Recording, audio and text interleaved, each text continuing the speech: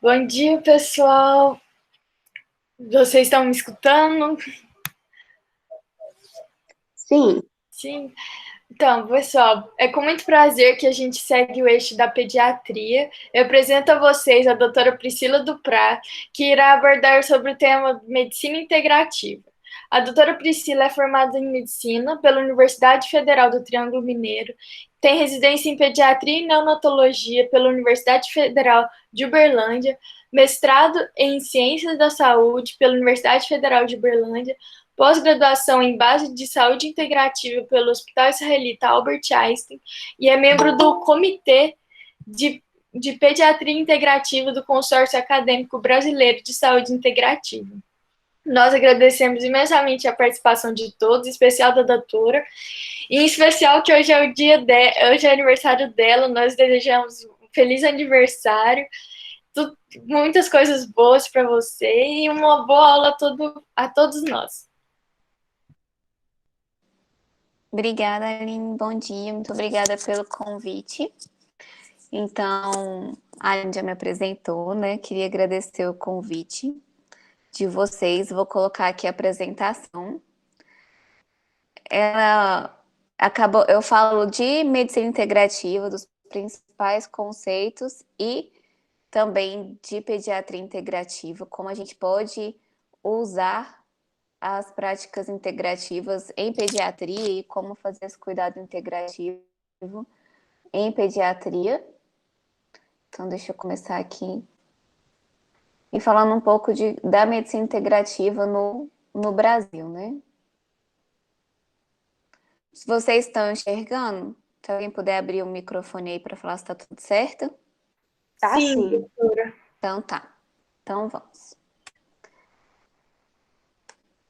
Então, saúde, apesar da gente, vocês como são da Liga de Medicina Integrativa, vocês já devem estar mais aprofundando nesse assunto, mas na medicina tradicional a gente aprende muito correlacionar a saúde com a ausência de doença, o que não é o conceito da OMS, que o conceito seria bem-estar físico, mental e social, mesmo na doença. Então, na presença ou na ausência da doença.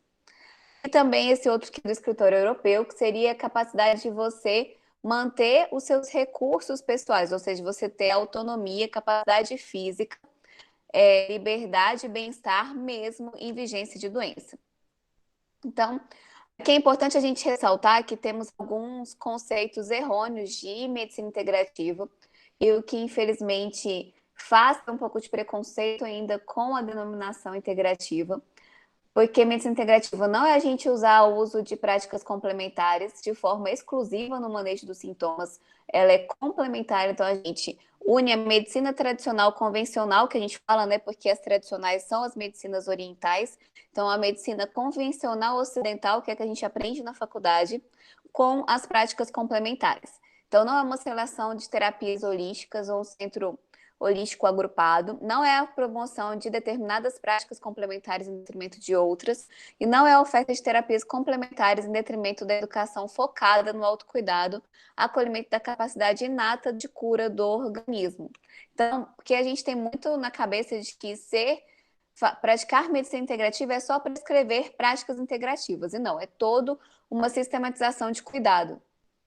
Então, a saúde é vista como estado vital de bem-estar físico, mental, emocional, social e espiritual, que capacita a pessoa para estar engajada em sua vida. O médico é parceiro no processo de cura e de saúde. O paciente é informado e é parte integrante do processo de decisão. Então, o plano terapêutico ele é realizado em conjunto com o paciente e as intervenções são dirigidas para tratar a doença, bem como para assistir a pessoa como um todo. A gente aborda todos os aspectos essenciais para a saúde e para a cura da doença. Os pacientes são orientados a reconhecer, administrar e diminuir os fatores estressantes, recebem orientações nutricionais e a importância da nutrição, o impacto da influência social no adoecimento da saúde e as influências ambientais também no processo de cura e doença. O plano de tratamento é compartilhado, integrado entre todos os profissionais de saúde. Então, uma coisa que é importante é que a medicina integrativa não se faz sozinho. A medicina integrativa é muito importante a transdisciplinaridade. Então, o médico integrativo ele não vai deter todas as práticas integrativas, não vai saber fazer todas as práticas integrativas e terapias integrativas complementares. Então, a gente precisa muito de uma rede de profissional de apoio para poder auxiliar e cuidar desse paciente. Então, a cada paciente é desenvolvido um plano que é individualizado. A promoção de saúde e prevenção são enfatizadas no plano de tratamento e todas as abordagens terapêuticas são consideradas. Essa questão do plano individualizado, agora com a modernidade, com exames recentes, está caminhando também para a individualização genética, né? Uma avaliação da epigenética também no cuidado. Então, essa é a Roda da Saúde da Universidade de Duke, que foi uma das primeiras a sistematizar essa parte da medicina integrativa. Então, a gente tem o paciente no centro e todos esses âmbitos que tem que ser avaliado na saúde do paciente. Então, o que ele tem que fazer? Então, que a parte do paciente é a parte verde e a parte azul é a parte do médico, né, dos profissionais de saúde. Então, os relacionamentos saudáveis, contato com o meio ambiente, a nutrição adequada, movimento, exercício, relação mente-corpo, e desenvolvimento pessoal e espiritual. E aí a gente vai estar no círculo azul através de propor tratamentos convencionais complementares que vão fazer a roda verde girar, promover uma medicina preventiva e também dispor de fitoterápicos, suplementos e fármacos das diferentes medicinas tradicionais e da convencional, da nossa medicina, que a gente aprende na faculdade, para cuidar do doente. Então, o NCCIH, que está até com a sigla antiga, na verdade é o NCCIH, que é o núcleo americano de pesquisa de práticas complementares integrativas, da saúde integrativa. Então, ele é o órgão que regulamenta as pesquisas integrativas e complementares nos Estados Unidos e que tem investido muito nisso. Então, a visão do NCIH é de que as evidências científicas informam a tomada de decisão pelo público, pelos profissionais de saúde e pelos formuladores de políticas de saúde com relação ao uso e integração da abordagem de saúde complementar. Então, eles usam as práticas mente-corpo, que seriam práticas mentais e corporais, que é entre acupuntura, técnicas de relaxamento, tai chi, qigong, hipnoterapia, técnicas de Alexander, Pilates, Entholfing, entre outras. As abordagens complementares de saúde, que entraria os sistemas médicos complexos, que entra a medicina Ayurveda, a medicina tradicional chinesa, a medicina indígena, nossos curandeiros tradicionais que a gente tem, a nossa medicina tradicional, a homeopatia, a naturopatia e a medicina funcional. Então, entre 2002 e 2007, o NCCIH apoiou em torno de 543 estudos de pesquisa clínica. Desses, 39 incluíam crianças com média de 7 anos. Então, os estudos epidemiológicos apoiam a afirmação de que um grande número de crianças também usa práticas integrativas nos Estados Unidos. A taxa de utilização na população infantil com asma, por exemplo, é em torno de 80% a 90%. E com crianças com câncer pediátrico, em torno de 70% a 84%. O NCIH divide as terapias integrativas como terapias do estilo de vida, que incluem cromoterapia, musicoterapia, esteterapia, práticas de cuidados paliativos, psicologia no período pré-natal, por exemplo, cuidados canguru, terapias biomecânicas como massagem, reflexologia, osteopatia, crânio-sacral e cuidados quiropráticos, terapias bioenergéticas como acupuntura, o reiki, toque de cura ou terapêutico de ação à distância, e terapias bioquímicas como homeopatia e a fitoterapia. No Brasil, como que começou a introdução das práticas integrativas? Começou via SUS em 2006, quando foi incorporado as práticas integrativas complementares no SUS, que visavam aumentar a resolubilidade do sistema de saúde, único de saúde, e garantir qualidade, eficácia, eficiência e segurança no uso dessas práticas, através de forma de racionalizar as ações de saúde. Então, as práticas integrativas, na sua maioria, são práticas que não são muito caras, né, que são baratas, e que têm efeito em promoção de saúde e prevenção de doença, o que reduz os gastos em saúde. Então, foi o principal motivo do SUS ter incorporado as práticas integrativas. Então, as diretrizes das PNPICs tinham como objetivo o desenvolvimento de estratégias de qualificação, né, dos profissionais do SUS nas práticas integrativas, divulgação de conhecimento básico, estímulo de ações intersensoriais, fortalecimento da participação social. Então, eles têm, em alguns centros, tem disponibilidade de medicamentos homeopáticos e fitoterápicos, garante o acesso a demais insumos da estratégia da PNPIC, incentiva a pesquisa, desenvolvimento de ações de acompanhamento e avaliação, promoção de cooperação e garantia do monitoramento da qualidade dos fitoterápicos.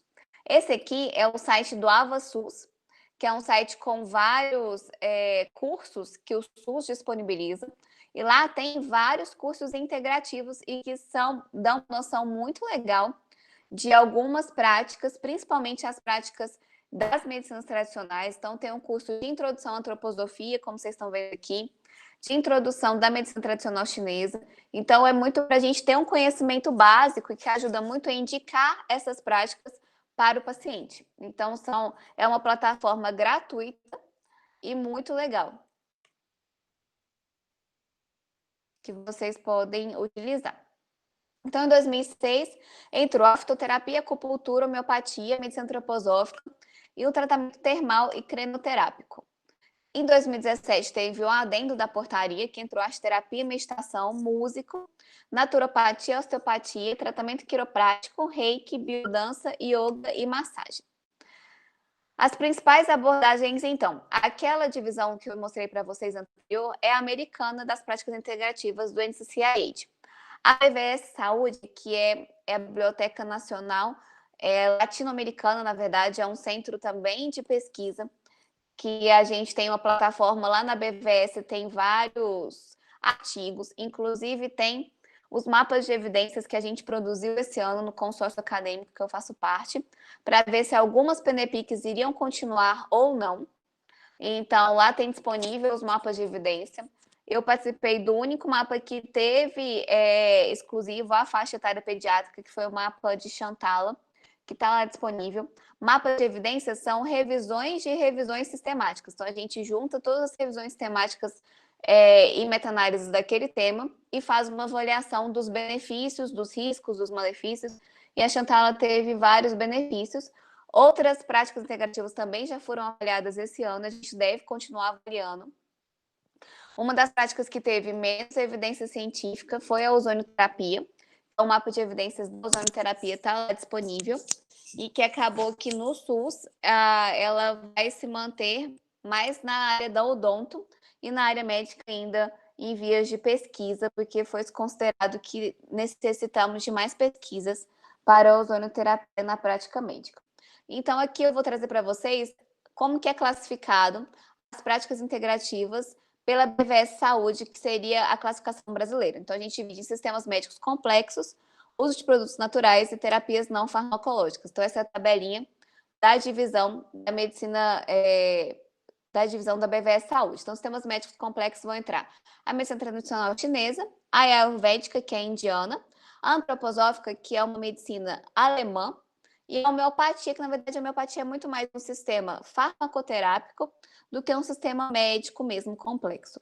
Os produtos naturais, que entram os fitoterápicos e ou dinamizados, suplementos naturais, aromaterapia, naturopatia e terapia floral, e os não farmacológicos, que vai entrar as práticas mente e corpo, as práticas manuais e as terapias energéticas. Então, mente e corpo entra mindfulness, que é meditação também, yoga, musicoterapia e terapia de apreciação da natureza.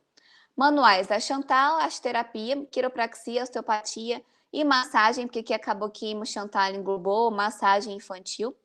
E terapias energéticas como o reiki, o qigong, toque terapêutico e a cromoterapia. E a acupuntura, na verdade, entraria como uma prática do sistema médico tradicional chinês, porque todos esses sistemas médicos complexos têm suas práticas terapêuticas específicas, né? Então, tanto como fitoterapia, alimentação, que é dietoterapia, que eles consideram a alimentação também um tratamento, tanto tratamento de doença como prevenção de doenças. Então, entra as particularidades deles. E como a gente faz tudo isso na pediatria? Então, esse é a Roda da Saúde da Universidade do Arizona. A Universidade do Arizona, ela foi uma das pioneiras em ter cuidado integrativo no hospital como um todo e ter um fellow de medicina integrativa. Então, ela é uma referência em formação de médicos e profissionais de saúde integrativos no mundo. E eles têm hoje hospitais integrativos, uma residência que você não faz pediatria, você faz pediatria integrativa, e assim como todas as outras residências da área da saúde. Então, eles montaram a Roda da Saúde Infantil. A gente entra os exercícios, a nutrição, que cada vez mais a própria sociedade brasileira tem falado da importância dela, o sono, desenvolvimento físico e também o comportamento, o contato com a natureza, as relações interpessoais, que a gente sabe que é muito importante, vários estudos de felicidade, aquele estudo de Harvard de mais de 50 anos que gerou o livro Jeito Harvard de Ser Feliz, viu que o principal fonte de felicidade não era sucesso na carreira, não era dinheiro, e sim as boas relações interpessoais que eu construo, os laços que eu construo de relação humana. E, inclusive, aquelas Blue Zones, quando a gente vê o livro, as pesquisas das Blue Zones, que são as áreas de maior longevidade no mundo, uma das coisas principais e comuns entre elas, porque a alimentação é diferente, os locais, o clima é diferente. Uma das principais pontos comuns são as comunidades. São comunidades fortes, com laços de comunidade importante, uma sensação de pertencimento àquela comunidade muito grande. Então, o que temos em comum nas blusões também são os relacionamentos. E a fé na espiritualidade. E as práticas mente-corpo. Então, a pediatria integrativa é uma área de atuação que está em ascensão, bem difundida em mais de 11 países, abrange práticas convencionais associadas a complementares, assim como toda a medicina integrativa. Então, em 2010 já existia pelo menos 15 programas acadêmicos de pediatria integrativa, né? Juntando os Estados Unidos e o Canadá. E é importante ressaltar que 16 da 41 faculdades de medicina pertencentes ao prestigiado consórcio Centro Acadêmico de Saúde e Medicina Integrativa também tem no seu subgrupo clínico a parte pediátrica. Os dados brasileiros. Então, em 2018 foi feito um survey no Brasil. Um survey é um questionário de avaliação ou de práticas ou de cuidados que é feito em uma área grande. Então, nesse survey, a gente viu que quase 89% dos cuidadores usavam as PICs nas crianças.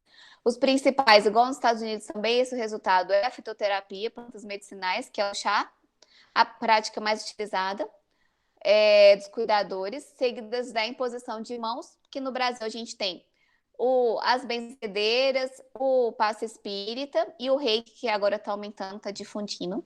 A Chantal, homeopatia, além de outras práticas, sendo assinalado por 42% dos entrevistados que usavam duas práticas ou mais. Dentre os cuidadores que alegaram uso, 75% falaram que não contaram para os pediatras que eles usavam e 70% relatou que não falavam porque eles não perguntavam. E muitos ficam com medo também, porque se o médico não dá a brecha para ele, não pergunta, o paciente muitas vezes não se sente confortável de falar, com medo de que vai levar uma bronca por estar usando, por achar que o médico não vai achar essa conduta adequada. Então, a pediatria integrativa, os princípios, oferece cuidado centrado no paciente e na família, focado na cura da criança como um todo. Então, sempre na medicina integrativa, o ser humano é corpo, mente e espírito. Então, no contexto da comunidade, com respeito e a comunidade onde ele está inserida.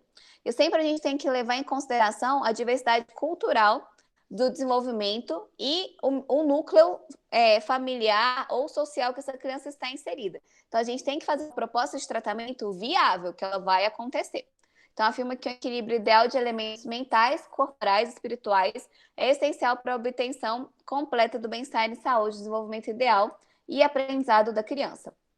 Uma abordagem pediátrica integrativa educa e capacita a criança para ser participativa, ativa de seu próprio cuidado e, com o tempo, assumir a responsabilidade por sua própria saúde e bem-estar.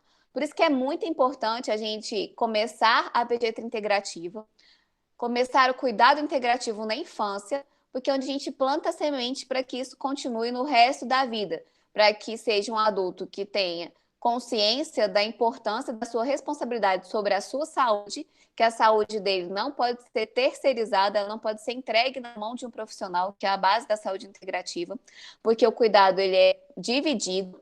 O autocuidado é muito importante para a manutenção da saúde e a nossa população muito se adoece por isso, porque não existe o autocuidado.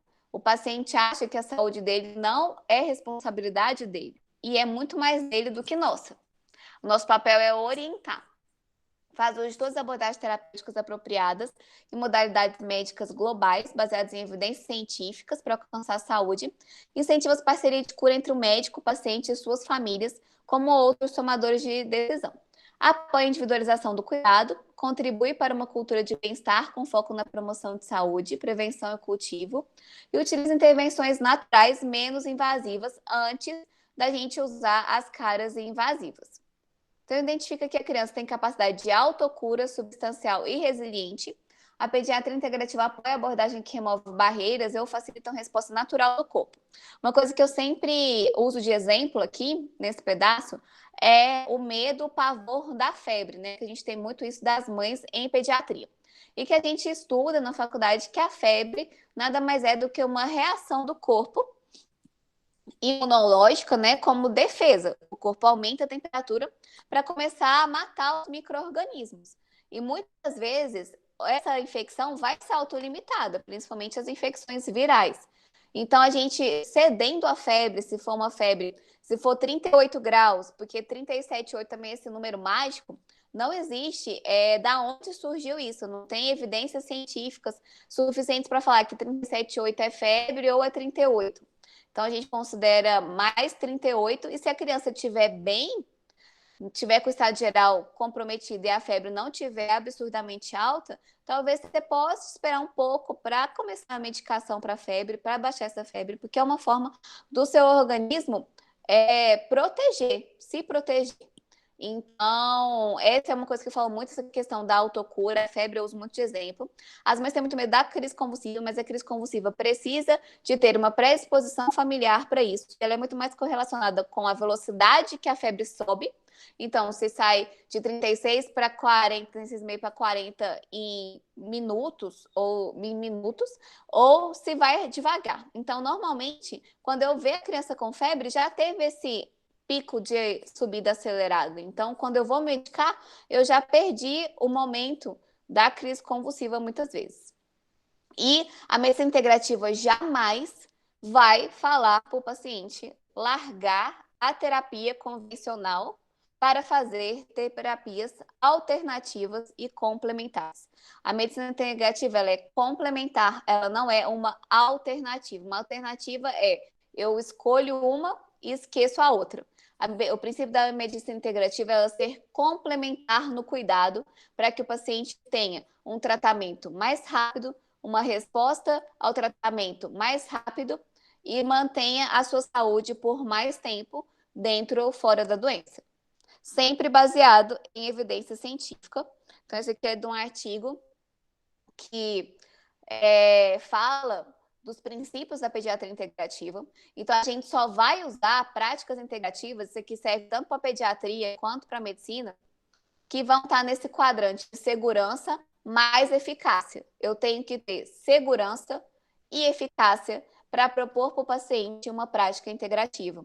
Então, tem que ter boa evidência científica e evidência de segurança e efetividade.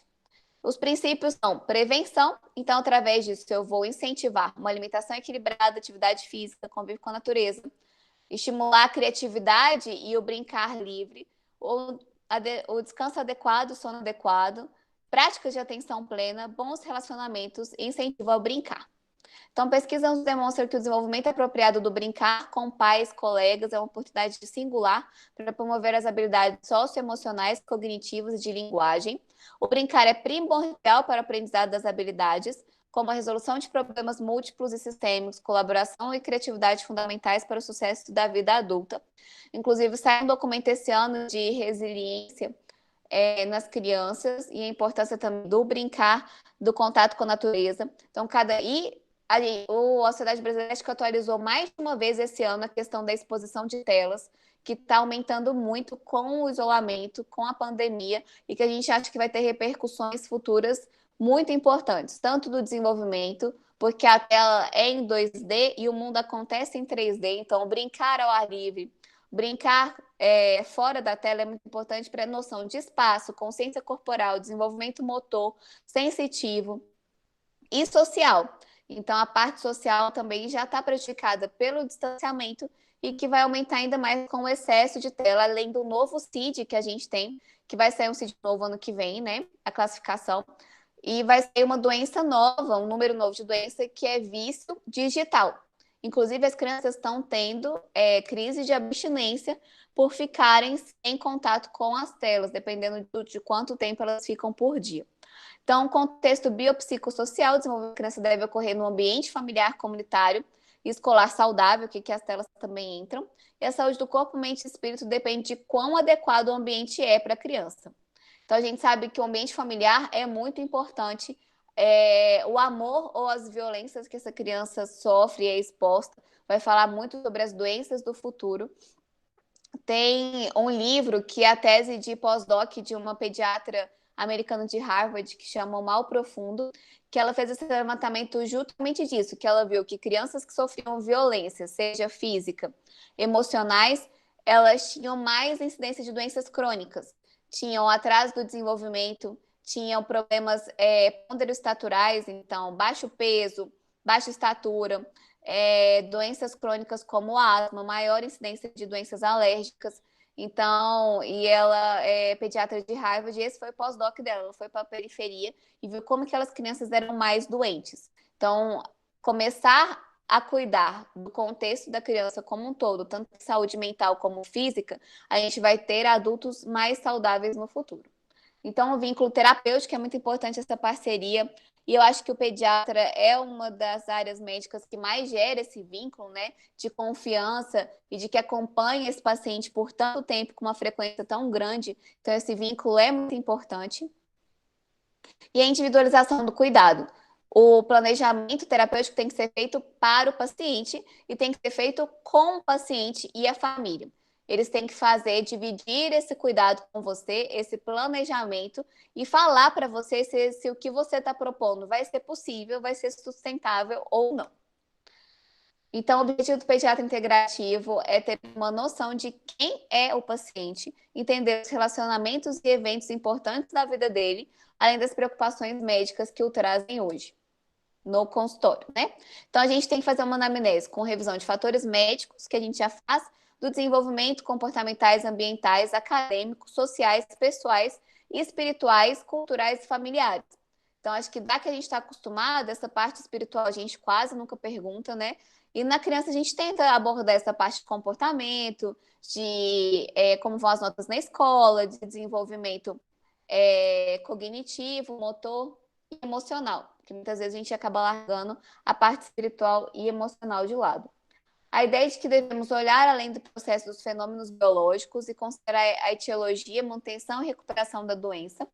A pediatria sempre defendeu essa abordagem mais biopsicossocial, então por isso que eu falo que a pediatria é uma das áreas médicas mais integrativas e mais preventivas. Além de tudo isso, a pediatria integrativa também precisa ser sustentável.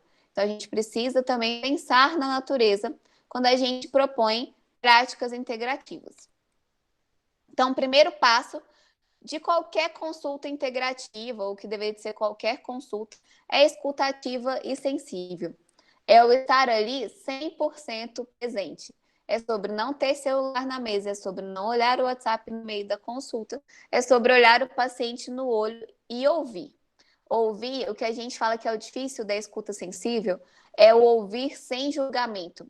Porque muitas vezes a gente escuta, mas a gente já faz expressões que julgam aquele paciente, que às vezes a gente vai impedir ele de falar tudo que aflige e todos os problemas que ele tem. Então, a gente tem que estar ali 100% disponível, tanto mentalmente como fisicamente. Então, a gente tem que ter um treinamento, um autocontrole, uma concentração. Não é fácil fazer uma escuta ativa e sensível, porque você tem que estar ali, tanto verbal como não verbal, então seus gestos não verbais tem que estar falando que você está ali disponível, e não pode ser uma experiência como hoje, né, que a gente faz tudo muito rápido, então precisa ter tempo e disponibilidade para conhecer toda a história.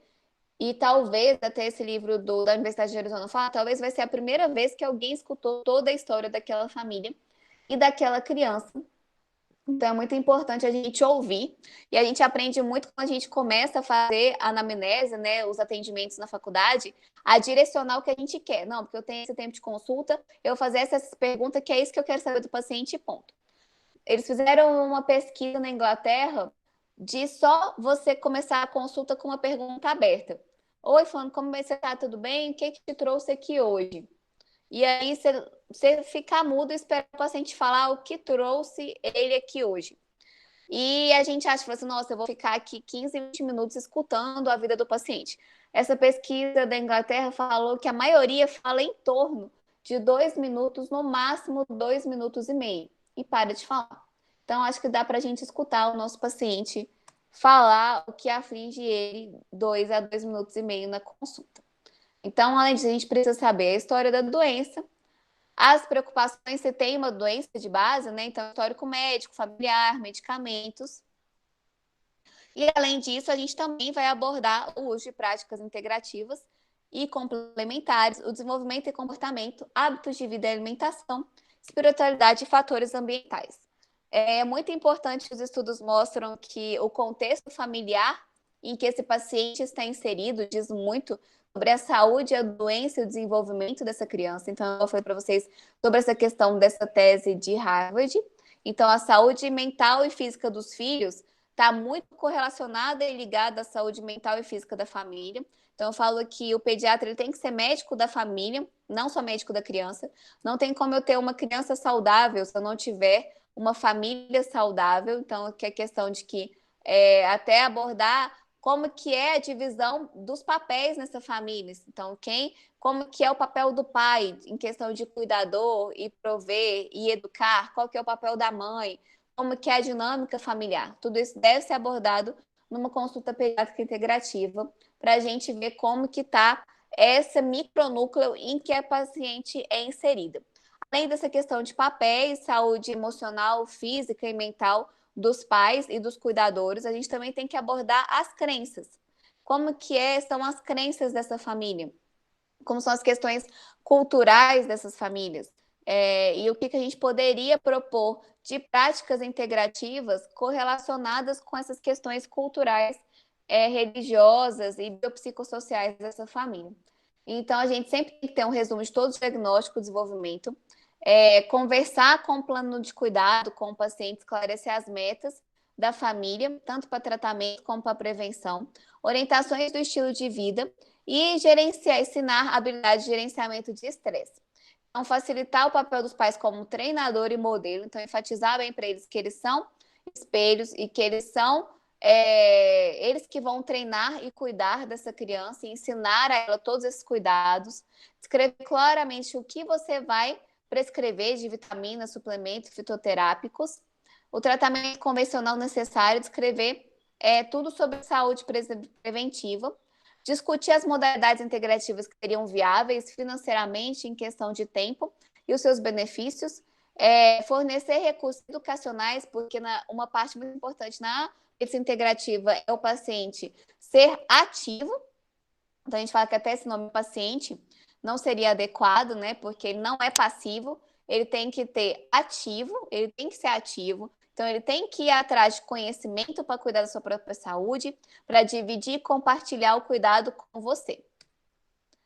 Então, o acolhimento do paciente, da família sobre essa mudança é muito importante e ajudar essa criança e esse adolescente a encontrar motivação para mudar esses hábitos e cuidar da sua própria saúde. Então, o que a gente vai centrar na mudança do estilo de vida? Seria alimentação, atividade física, interação social, espiritualidade e as práticas integrativas com evidências científicas. Então, que a gente tem a nova pirâmide alimentar, né? Que a gente agora tem na base os exercícios e a água. Os cereais dividiram a base com os óleos bons, né? Com as oleaginosas e os óleos de boa procedência, como o azeite. As frutas, verduras e legumes ocupam a maior parte da pirâmide, como vocês veem no centro, e cada vez mais a gente tem que reduzir o consumo de derivados animais, que estão no ápice da pirâmide agora. E vocês reparam, a carne vermelha está lá em cima, junto com a manteiga e também com os açúcares e com os tubérculos que têm alto índice glicêmico, que são açúcar metabolizado muito rápido, como a batata. Aqui é uma outra opção dessa pirâmide, né? Mostrando também a água, que é a pirâmide invertida. E os doces teriam até o açúcar refinado tudo de fora da pirâmide, porque seria raro, exceção da exceção. O prato, né, que até a Sociedade Brasileira de Pediatria coloca esse prato, que tem que ser 50% de vegetais, 25% de carboidratos e 12,5% de proteína vegetal e 12,5% de proteína animal. Então, cada vez menos proteína animal mesmo. Exercício físico, sempre estimular a criança a brincar ao ar livre ou brincar utilizando o corpo, correndo em casa mesmo, porque a gente está na pandemia, o contato com a natureza e os esportes coletivos. Esse aqui é uma ONG que chama Criança e Natureza, que ajudou a produzir o protocolo de Criança e Natureza também da Sociedade Brasileira de Pediatria.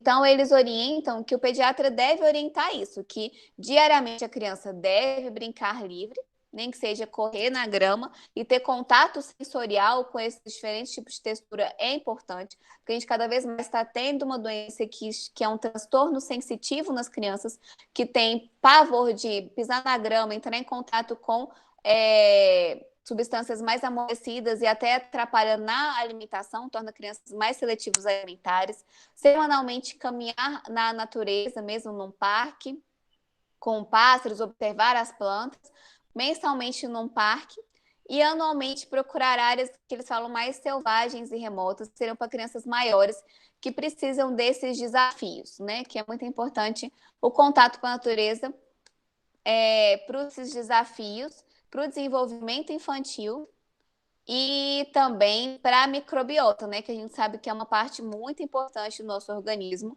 e a família está inserida nesse contexto de contato com a natureza e nesse incentivo ao contato com a natureza.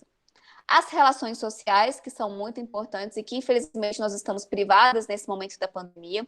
Então, mesmo na pandemia, tentar incentivar as famílias a falar com a criança para manter os amiguinhos, manter o contato com os amiguinhos. Eu tenho muita criança no consultório falando que nem lembra mais da professora, nem lembra mais dos amiguinhos. Então, tentar manter esse contato virtual, apesar do limite de telas, seria um uso naquele período que a sociedade libera no dia saudável de conversar, interagir, às vezes fazer uma brincadeira em conjunto, numa reunião online, para que essas crianças mantenham um mínimo de relação interpessoal que a pandemia limitou, né? Então, como outra coisa que muitos médicos têm dúvida de como falar de espiritualidade com o meu paciente. A espiritualidade é um assunto muito difícil, muito delicado. Então, tem alguns protocolos, esse é um deles, que é a técnica Hope. Então, é abordado de uma forma aberta. Então, o que te traz esperança? Você considera que você faz parte de alguma religião? Então, o que é espiritualidade? Você tem alguma prática espiritual no seu dia a dia? E o que efeitos que isso traz para você? Qual que é o impacto dessa espiritualidade na sua vida, né? No seu dia a dia? Então, a gente abordando isso, a gente conhece até onde a gente pode ir na espiritualidade desse paciente e talvez o que a gente pode abordar para auxiliar ele a desenvolver. Várias pesquisas foram feitas com pacientes somente crônicos em hospitais e terminais, e perguntando para o paciente e para a família se gostaria que o médico abordasse esse assunto ou até que fizesse uma prece com ele. E foi unânime, assim, uma porcentagem muito grande, cerca de 80% dos pacientes e familiares falaram que gostariam que o médico abordasse esse assunto da espiritualidade deles e que fizesse uma prece em conjunto com eles. Então, vamos entrar nas práticas integrativas complementares que têm evidências mais robustas em musicoterapia. Então, a musicoterapia, uma delas é a musicoterapia, que entra na parte das práticas corpo e mente, que ela tornou muito evidente nos bebês, nas UTIs neonatais e nas crianças internadas. Então, a gente pode ter estudos que foram utilizadas músicas gravadas outras com músicas cantadas, e tem muita evidência com redução de agitação em crianças na UTI, que tem que aspirar as vias aéreas, redução de uso de sedativos e estresse pré e pós-cirúrgico. Os prematuros que tiveram uso de musicoterapia ficaram um tempo de internação muito menor, e tem outros estudos que falam que têm evidências que esses bebês que receberam musicoterapia tiveram um aumento do perímetro cefálico mais adequado, então tiveram um desenvolvimento cognitivo provável mais adequado dentro da unidade neonatal, e outros documentos que mostram melhorias da alimentação, do ganho de peso, desenvolvimento do vínculo parental. A massagem para bebês, né, que seria uma das principais abordagens da Shantala. Então, a massagem desenvolve a expressão da nossa primeira língua, que é o toque. Então, existem vários tipos de massagem, desde deslizamento, fricção, pressão, percussão, manipulação. Os estudos mostram que ela aumenta a circulação sanguínea, alivia a dor, aumenta o vínculo mãe e bebê, principalmente no período de bebê, melhora a digestão, aumenta o relaxamento e melhora os padrões de sono e diminui o estresse. E o bebê, o período da esterogestação, ele não tem uma propriocepção bem desenvolvida. Então, ele não sabe aonde começa e onde termina o corpo dele, por isso tem todas aquelas questões de choro excessivo, de necessidade de ficar no colo. É como se ele se simples que na UTI a gente faz um ninhozinho que coloca o bebê, que imita ali as paredes do útero, porque ele só se conhece, se sente seguro com aquela limitação que ele tinha intraútero, por não ter esse desenvolvimento, essa noção dos contornos do corpo dele como indivíduo. E a massagem ajuda muito a Shantala nessa propriocepção, nesse desenvolvimento de propriocepção. A osteopatia, no Brasil, é uma sub-área da fisioterapia.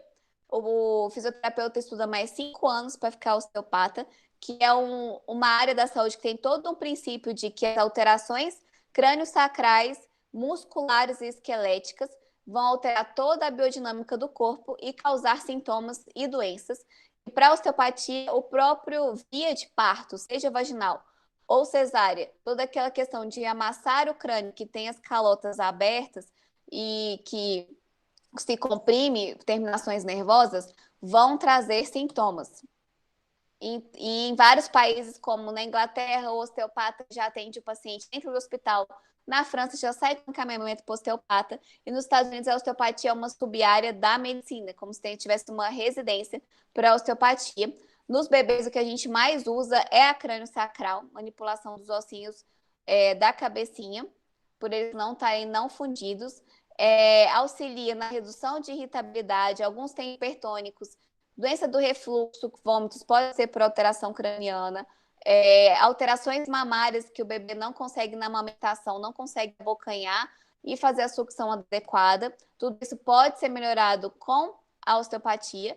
E a plagiocefalia, que com a indicação do bebê só dormir de barriga para cima, a gente teve um aumento considerável da plagiocefalia postural. E lembrando que essas alterações podem ter correlação com doenças como a fusão precoce das suturas, que é a cranioestenose, mas quando é postural, a gente tem a opção de fazer osteopatia. Esse aqui é um bebê meu do consultório fazendo osteopatia. E a outra opção que a gente tem é o capacetinho, que é muito mais desconfortável. Então, aqui é uma área que é importante e é legal de se conhecer, que pode se manter o bebê, usar como opção menos invasiva. Lembram aqui lá dos conceitos da medicina integrativa? Da gente primeiro usar técnicas menos invasivas, menos dolorosas, menos dispendiosas e que vão trazer bons resultados antes da gente usar práticas com maior custo e mais dolorosas. A acupuntura, né, que faz parte do sistema da medicina tradicional chinesa, que parte do princípio dos fluxos energéticos, porque na medicina chinesa o mecanismo cura-doença é muito diferente da nossa, assim, até a localização dos órgãos, a função dos órgãos, porque todos têm uma função energética. Então, a acupuntura vai mexer nesse fluxo energético. Então, acredita que a agulha, no ponto específico, ele vai desbloquear aquele ponto, que a doença é causada por um bloqueio energético naquele ponto, que a agulha ou a sementinha, no caso da aurícula, vai desbloquear. E que hoje estudos mostram que tem muita correlação também com terminações nervosas, por isso que a acupuntura tem muitos benefícios na dor.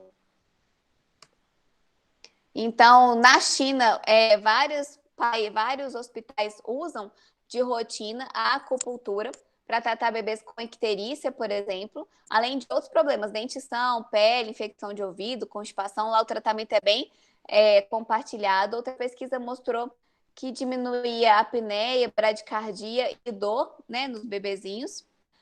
O reiki, que é uma das práticas de imposição de mãos de origem japonesa, que parte do pressuposto de que o reikiano que está impondo as mãos, ele é um canal de veículo da energia do universo, e essa energia amorosa, ela promove a harmonização do corpo, na verdade. Então, tem muita sensação de relaxamento, reduz os níveis de estresse e auxilia no mecanismo de cura também. Então, para bebês, tem estudos científicos mostrando recuperação de infecções agudas, aumento dos movimentos respiratórios em crianças com broncoespasmo, melhora da circulação, perfusão e acalma os bebês. Em crianças com broncoespasmo, a osteopatia também tem bastante evidência.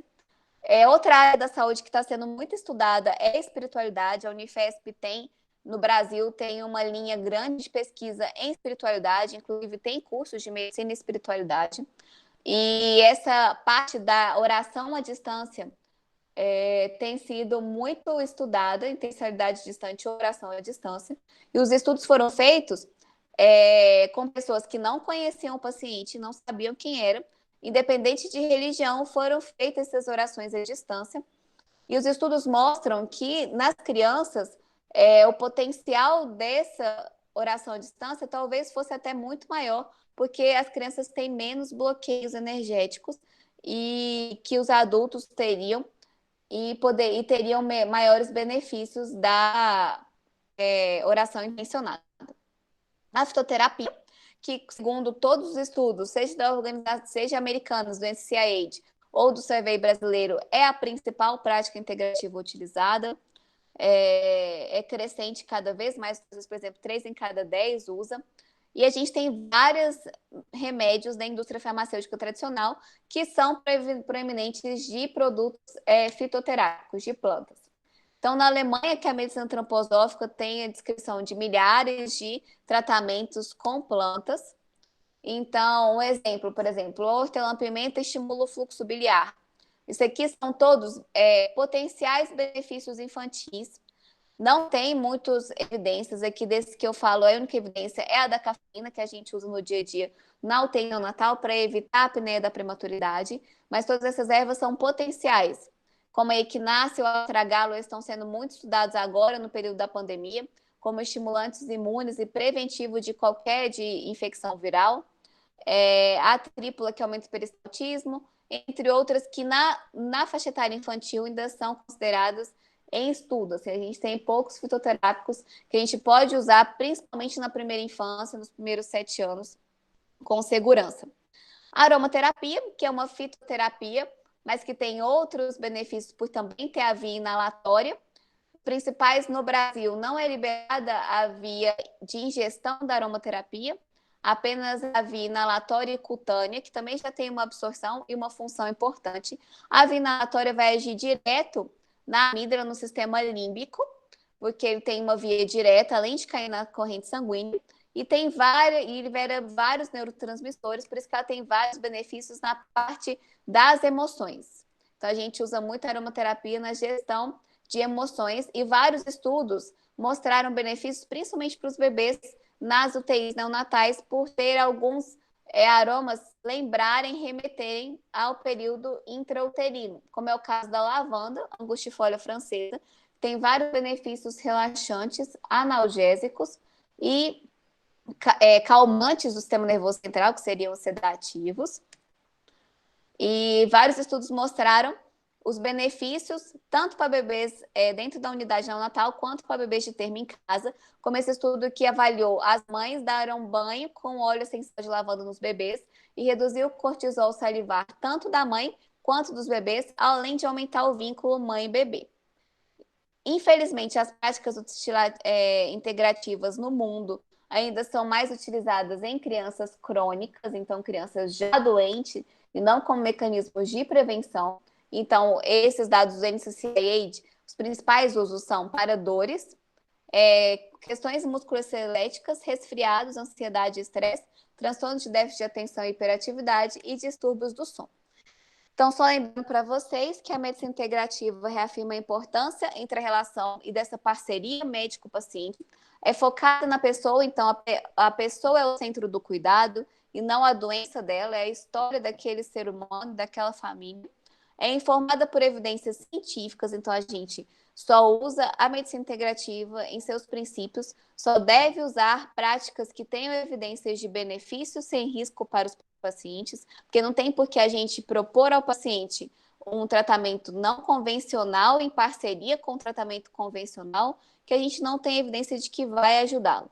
Faz uso de todas as abordagens terapêuticas adequadas, profissionais e disciplinas, então, lembrar que medicina integrativa a gente não faz sozinho, nunca a gente vai conseguir fazer sozinho, a gente precisa de uma rede de apoio profissional, além de uma rede de apoio social para esse paciente, para poder dividir esse cuidado e, principalmente, abordar as práticas integrativas e terapias integrativas que seriam indicadas para esse paciente, encorajar a participação ativa dele no processo de cuidado. Então, palavras-chave da medicina integrativa são autonomia, interdisciplinaridade e autocuidado. A meditação, que também é uma área integrativa, com vários benefícios, né? Eu deixei ela para o final, porque eu trouxe algumas opções de meditação para crianças. Então, a meditação é prestar atenção e ouvir o coração. Então, é uma forma de concentração da mente. Então, o objetivo é um controle do subconsciente através de uma âncora, né? Que a gente fala que é muito importante, a principal âncora que a gente usa é a respiração, mas eu posso focar em alguma coisa à minha volta, num objeto, num som e na respiração. E os vários benefícios da meditação na criança é desenvolver a imaginação, o relaxamento, a concentração e resolver problemas. É a resiliência, a capacidade da criança de resolver problemas. Além de facilitar o sono, aliviar a dor, a ansiedade e reduzir o estresse. Uma das questões que eu trouxe na meditação é esse documento de Sociedade Brasileira de Resiliência e das funções executivas, que as funções executivas do córtex a gente desenvolve durante o crescimento, a criança vai desenvolvendo. Essas práticas mente-corpo e de atenção plena auxiliariam no desenvolvimento, assim também como o contato com a natureza e o contato social com as outras pessoas. E a resiliência é muito importante para a criança ter um autocontrole emocional, uma memória no trabalho, uma flexibilidade cognitiva, habilidades cognitivas e a capacidade de autorregular e autogerir as suas emoções, que a gente vê de forma cada vez mais rara no mundo. Então, fica aqui a importância da criança ser criança, dela brincar, dela ter contato com a natureza e dela desenvolver a sua imaginação e a concentração, onde a meditação entraria como importância. Algumas práticas, então, esse tem um e-book com mais meditações, que eu trouxe algumas opções para vocês, esse site que está aqui embaixo, a Mágica da Meditação. Lá tem várias práticas meditativas para crianças e tem para gestantes e adultos também, e outras práticas que seriam meditação, como desenhar e colorir mandalas, outros trabalhos de concentração que também funcionam com meditação. Então, aqui eu trouxe alguns exemplos, mas lá no site magicadameditação.com.br vocês vão achar um todo, como essa questão daqui, esse trabalha a respiração, a criança imaginar que ela está soprando uma árvore.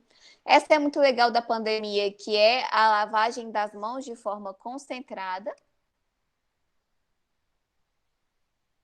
E essa que é a bondade amorosa, que é a que a gente pode começar em crianças mais novas, em torno de 3 anos, que é a criança imaginar ela emanando bons sentimentos. E ela é muito boa no momento de briga, de estresse, para você incentivar a criança a ter bons sentimentos. Você valida os sentimentos ruins que ela teve, você fala que isso acontece, que ela pode sentir raiva, mas ensinar ela a responder esses sentimentos com a bondade amorosa.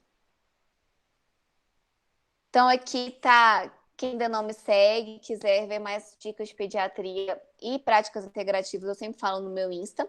E o Integrativa Ped, que é o Insta dos meus afiliados MED. e que lá a gente sempre está tentando postar coisas mais voltadas para acadêmicos de medicina, então acaba tendo assuntos um pouco mais aprofundados do que no meu Insta, que é para famílias mais, mas também eu sempre abordo os benefícios e algumas dicas de práticas integrativas. Então é isso. Eu falo muito e muito rápido. Então, se vocês tiverem alguma dúvida, quiserem falar sobre algum assunto específico. Doutora, mais uma vez, muito obrigada pela aula que você ministrou para a gente. Se alguém tiver alguma dúvida, quiser colocar no chat ou abrir o microfone para perguntar, pode ficar à vontade, pessoal.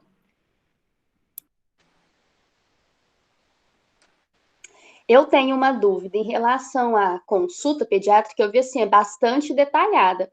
Quanto tempo em média que dura uma consulta dessa? Então, a consulta pediátrica de puericultura em si já é uma consulta que não dá para a gente fazer como a consulta de um adulto que a gente está acostumada a fazer no dia a dia. Uma consulta pediátrica de puericultura para abordar tudo que a gente precisa abordar já vai durar em torno de 40 minutos a 1 hora, né? Porque é uma consulta que a gente avalia a parte do desenvolvimento. Então, a gente tem uma avaliação neurológica, uma avaliação da saúde física. Então, a gente já tem uma avaliação sistêmica grande, ainda tem todas essas questões familiares que deveriam ser abordadas na pediatria, que a gente acaba colocando na integrativa, mas já deveria ser uma prática comum, né? Porque não tem como cuidar da criança sem cuidar da família. Então, é uma consulta maior e que alguns anos atrás teve um movimento pediátrico para que ela fosse remunerada de forma diferenciada. Então, a maioria dos planos de saúde hoje remuneram as consultas de puericultura de forma diferenciada das outras consultas, justamente por ser uma consulta diferenciada e com tempo maior, né? Que demanda um tempo maior. Entendi, obrigada. E foi muito boa a aula, adorei, tá? Obrigada. Doutora, eu também acompanho você pelo Instagram, eu adoro as suas postagens. Eu gostaria de. Eu já vi você respondendo, eu gostaria que só me respondesse, colocasse aqui também no grupo.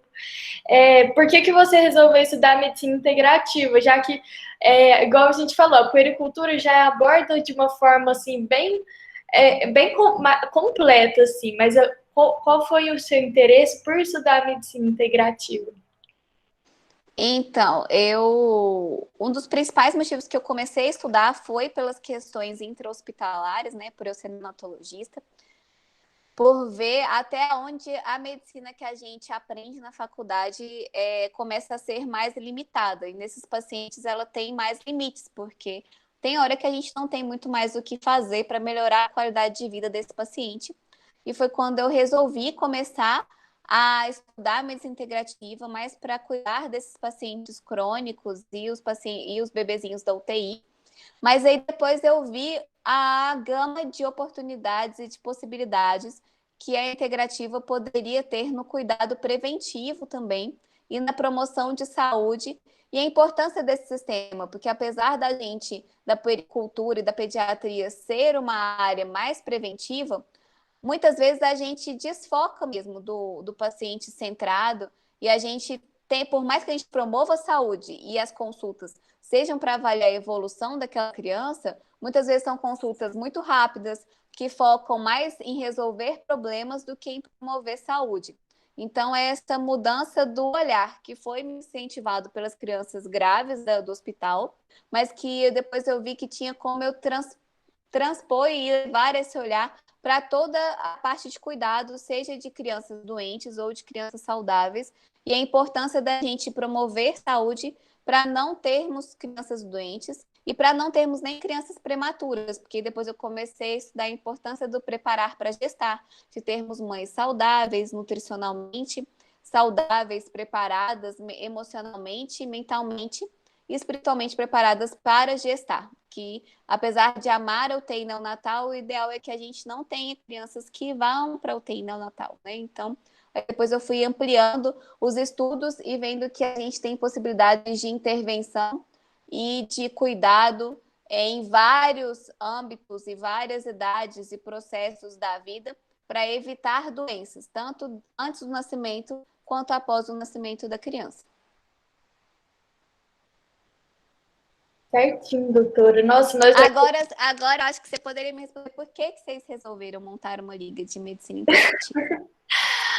Ai, doutora, assim, é uma parte que eu me apaixonei, assim, desde quando eu tive o primeiro contato, e pelo fato da gente não ter, eu acredito, assim, na faculdade, nenhuma área, nenhuma disciplina que abordasse tanto as práticas complementares, como essa visão, assim, integral do paciente, eu acredito, assim, pelo menos da minha parte, foi em relação a isso, esse déficit que fica, assim, curricular mesmo, e a necessidade de e a busca de querer aprender sobre isso, sabe? Assim, pelo menos respondendo por mim, meu interesse foi esse.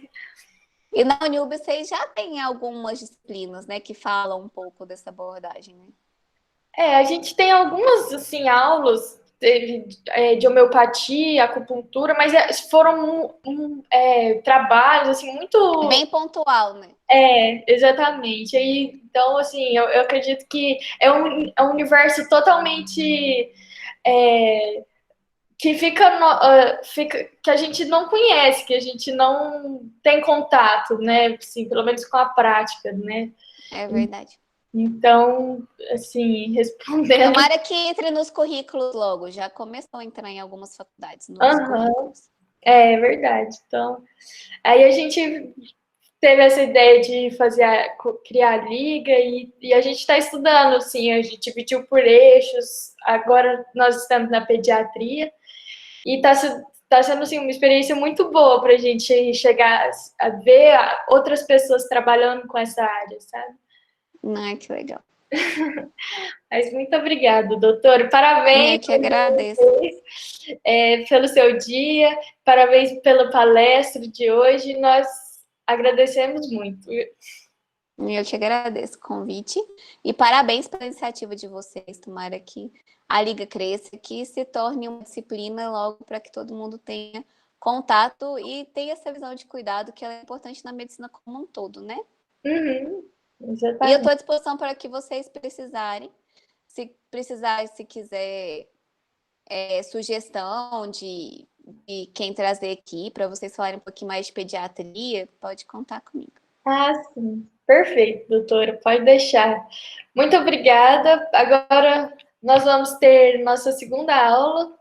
As meninas vão apresentar a Carolina. Então, mais uma vez, muito obrigada, doutora. Tchau, gente. Bom sábado para vocês.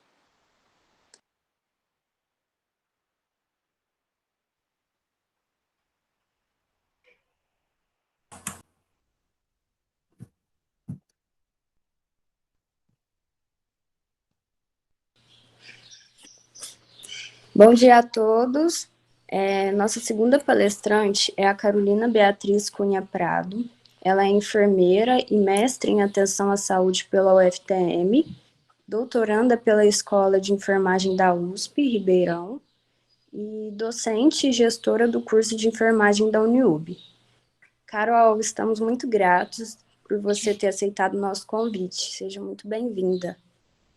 Obrigada, gente. Nossa, eu que estou extremamente honrada, né, lisonjeada de estar aqui para falar um pouquinho sobre algo que é tão presente na nossa vida, que é a questão da humanização, né? As meninas me convidaram, fiquei muito feliz com o convite para falar um pouquinho sobre humanização na UTI neonatal. E, bom, rapidamente, né, a minha experiência em UTI neonatal, iniciou no HC da UFTM, onde eu trabalhei durante 7 anos. Desses 7 anos, 6 anos foi dentro da UTI neonatal, na verdade, não da UTI neonatal, mas da UCI. Lá, para quem não conhece, a UTI neonatal tem 20 leitos, né, e é neopediátrica, então a gente atende dentro da UTI neo de recém-nascido até crianças com 13 anos de idade que precisam de cuidado intensivo. Então, 20 leitos num hospital que é referência para atender 27 municípios, né? E hoje a gente ainda tem Araguari, que tem leitos de UTI neonatal, Uberlândia, Araxá tem alguns, mas na minha época não, né? A gente tinha pouquíssimos em Araguari, Uberlândia, que também atende uma área muito grande, e nós não tínhamos os leitos de UTI neonatal da Santa Casa de Araxá. Então, todos esses municípios eram absorvidos pelo HC da UFTM. E ali na UTI Neo, lotou os 20 leitos, acabou, né? Lotação total, não tem mais como colocar. Eu trabalhava na UCI, a Unidade de Cuidados Intermediários, que era a porta aberta também, né? E quando a UTI neonatal lotava, a gente recebia esse bebê grave. Então, nós tínhamos um setor que cabia 11 pacientes, tinham 11 leitos de capacidade, só que eu já cheguei a tocar o setor com 22 crianças internadas, né? Porque à medida que ia nascendo o pronto-socorro de ginecologia e obstetrícia, pronto-socorro porta aberta, nasce, precisa de suporte ventilatório, precisa de suporte com relação à antibiótico-terapia, a reposição de glicose endovenosa, qualquer procedimento invasivo tem que ir para o UCI. Então, nascia, não tem vaga na UTI neonatal, ficava com a gente. Então, a gente tinha direto, né, era a nossa rotina, ter crianças com 1,2 kg, 1 kg, 490 gramas, como eu já conto para os meninos que meu primeiro dia de trabalho tinha um bebê internado com 490 gramas na UCI, má formação, síndromes genéticas raras. Então, nós éramos uma UTI neonatal também, porém com menos recursos financeiros e sem limite de leito. Então, enquanto cabia, entrava, né? E isso daí, essa experiência foi a experiência mais longa que eu tive, né, que foi de 2007 a 2013. Depois disso, eu saí do hospital para fazer o mestrado, terminando o mestrado, eu comecei no Mário Palmério, só que eu comecei como coordenadora da UTI neonatal, né. Então, na época, a UTI neonatal contava com 10 leitos e mais 6 leitos de UCI, né, que ficavam ali no corredor onde vocês já conhecem, onde fica a UTI neonatal. Então, eu fiquei como coordenadora da UTI neo ali no finalzinho de outubro de 2014 a dezembro de 2015. E aí, depois, eu fiquei só na gestão do curso, né? E aí, quando as meninas me convidaram para participar dessa aula, quem são meus alunos, quem já acompanha as minhas palestras, eu sou uma defensora ferrenha da prática baseada em evidência. Então, eu monto as minhas aulas, eu monto as minhas palestras baseadas em revisões sistemáticas com ORCEM meta-análise, guidelines de alto impacto e etc. Só que hoje eu quis fazer algo um pouquinho diferente. Eu quis trazer um pouquinho de experiência, além do que as evidências apontam, né? Vocês vão ver que o que eu vou contar aqui para vocês hoje está tudo embasado em evidência também, né? Existem N evidências falando sobre práticas integrativas e complementares e humanização em UTI neonatal. E eu acredito que isso vocês, com quem tiver maior interesse em aprofundar, em querer buscar, vai atrás, acha, lê e aprende.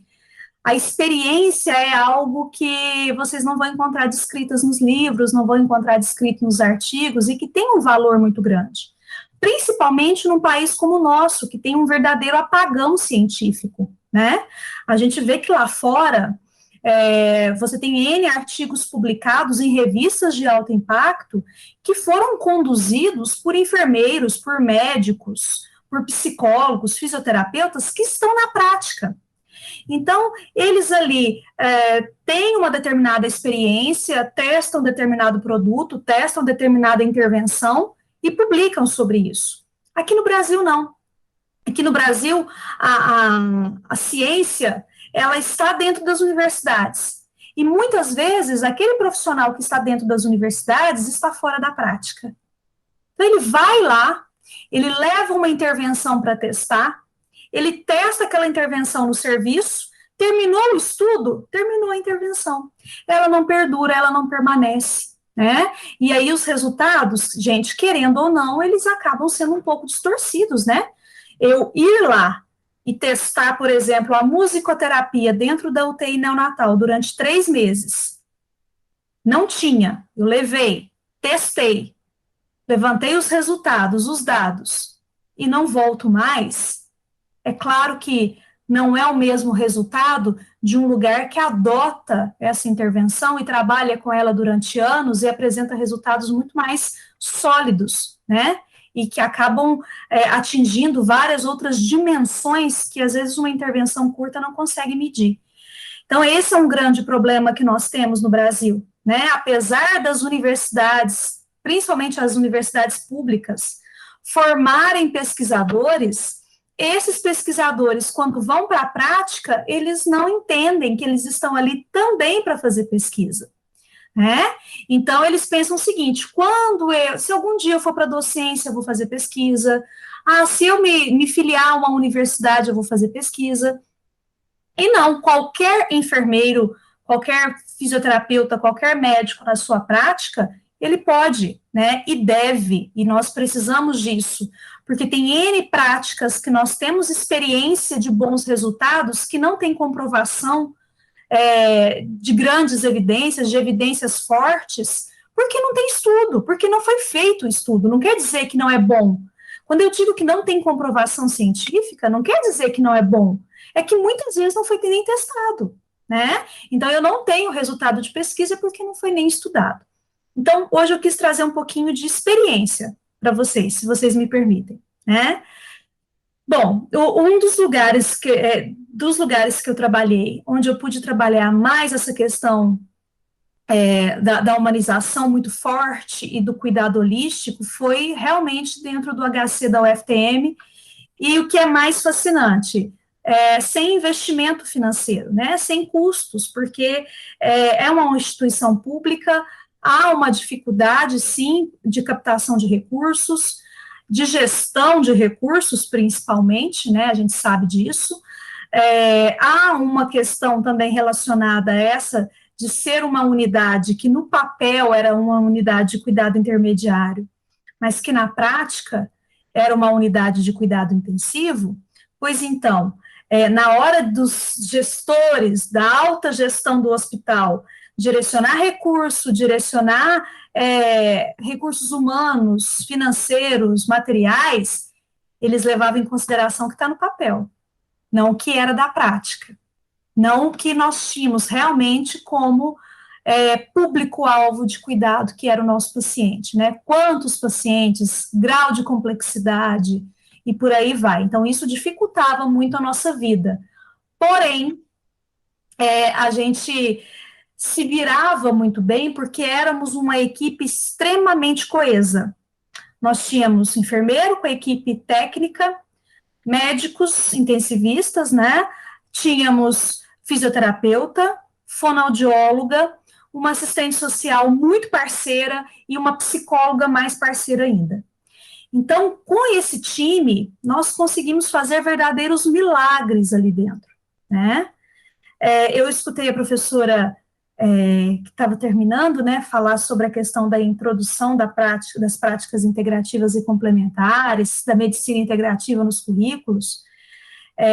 Uma coisa que, vocês veem que eu carrego a enfermagem no peito, né, eu visto a camisa. Uma coisa muito legal é que, assim como a medicina tem Hipócrates, nós temos, né, a Florence Nightingale, que é a patrona, a fundadora da enfermagem.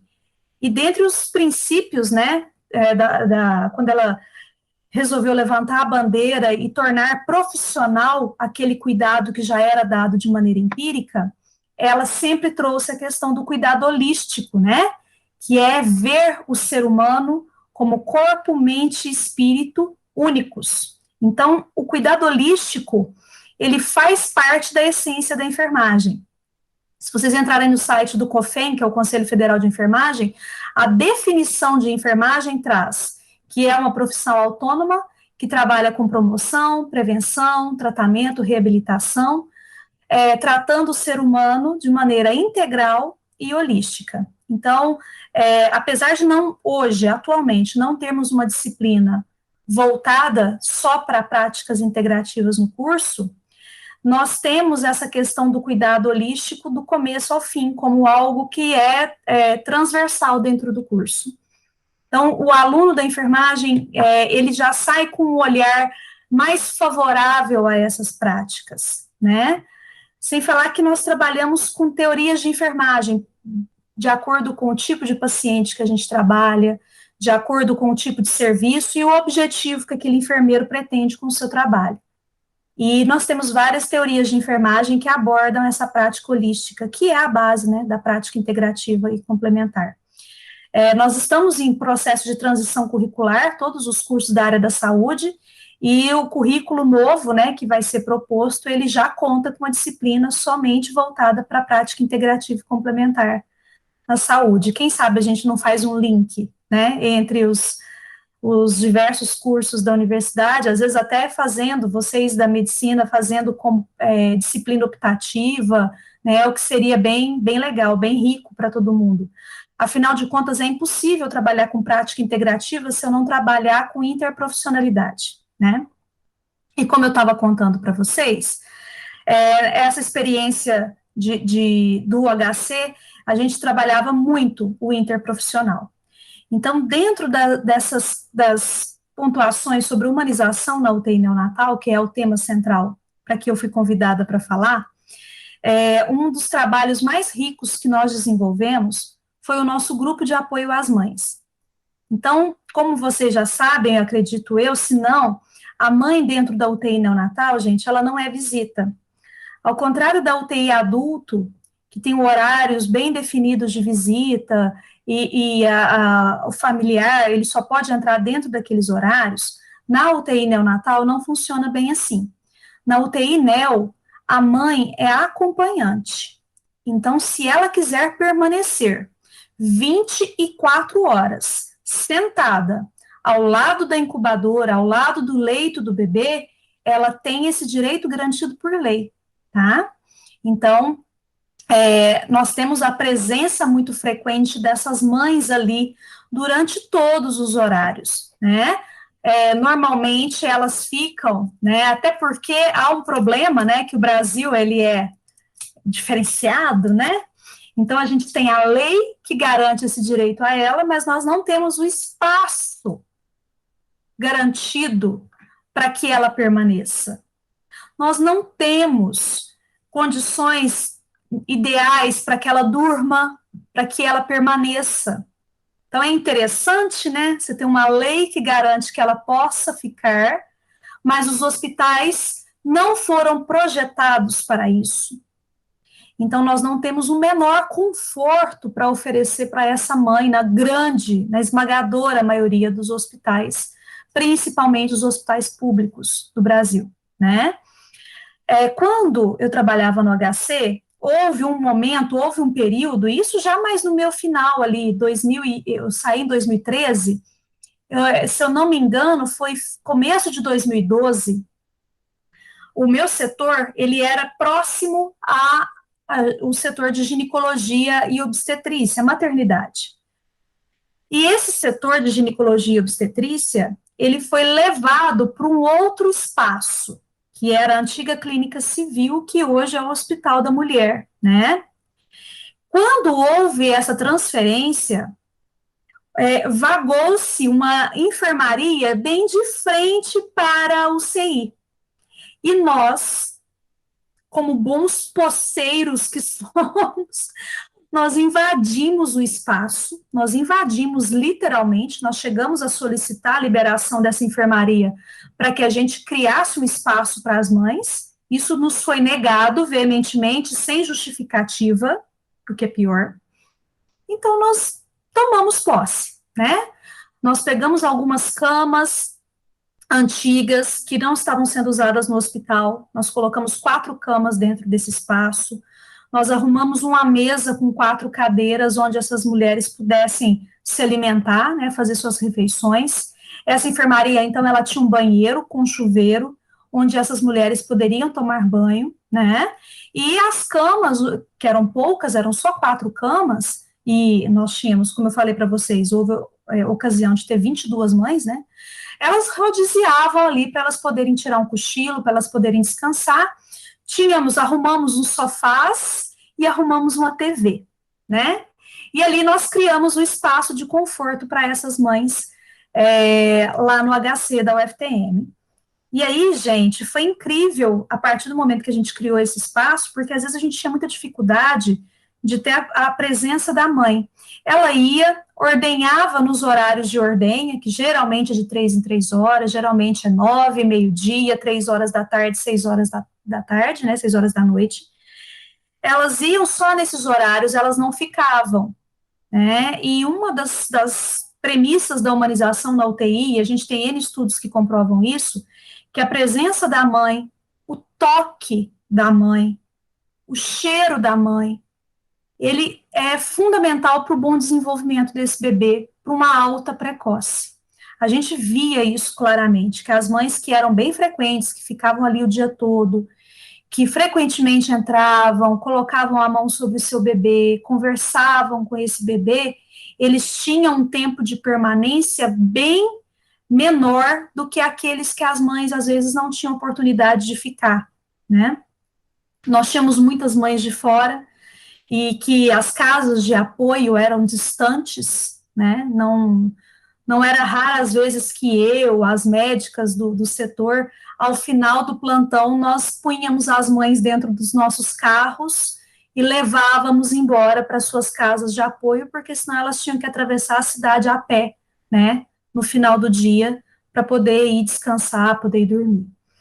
Então, ali, nesse espaço, a gente criou um lugar onde essas mães se sentiam mais à vontade para ficar. E aí a gente percebeu que muitas que antes não ficavam, começaram a ficar mais tempo, começavam a ficar o dia todo, né? Então, isso foi fundamental, gente, foi incrível, foi uma verdadeira revolução, né, do ponto de vista de humanização ali para a nossa experiência, para aquele momento. Uma outra coisa muito legal era o grupo de mães, né, que a gente tinha.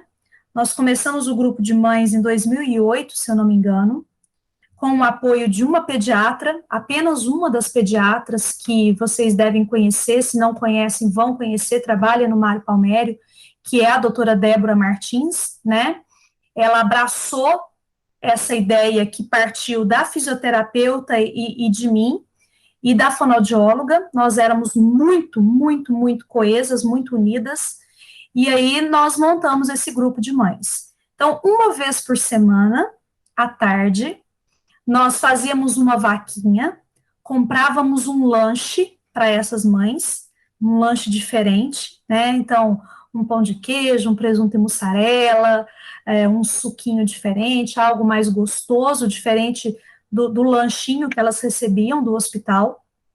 Nós fazíamos esse lanche e todas nós ali participando junto com elas, mais a psicóloga, mais a assistente social também que participava, não posso esquecer disso.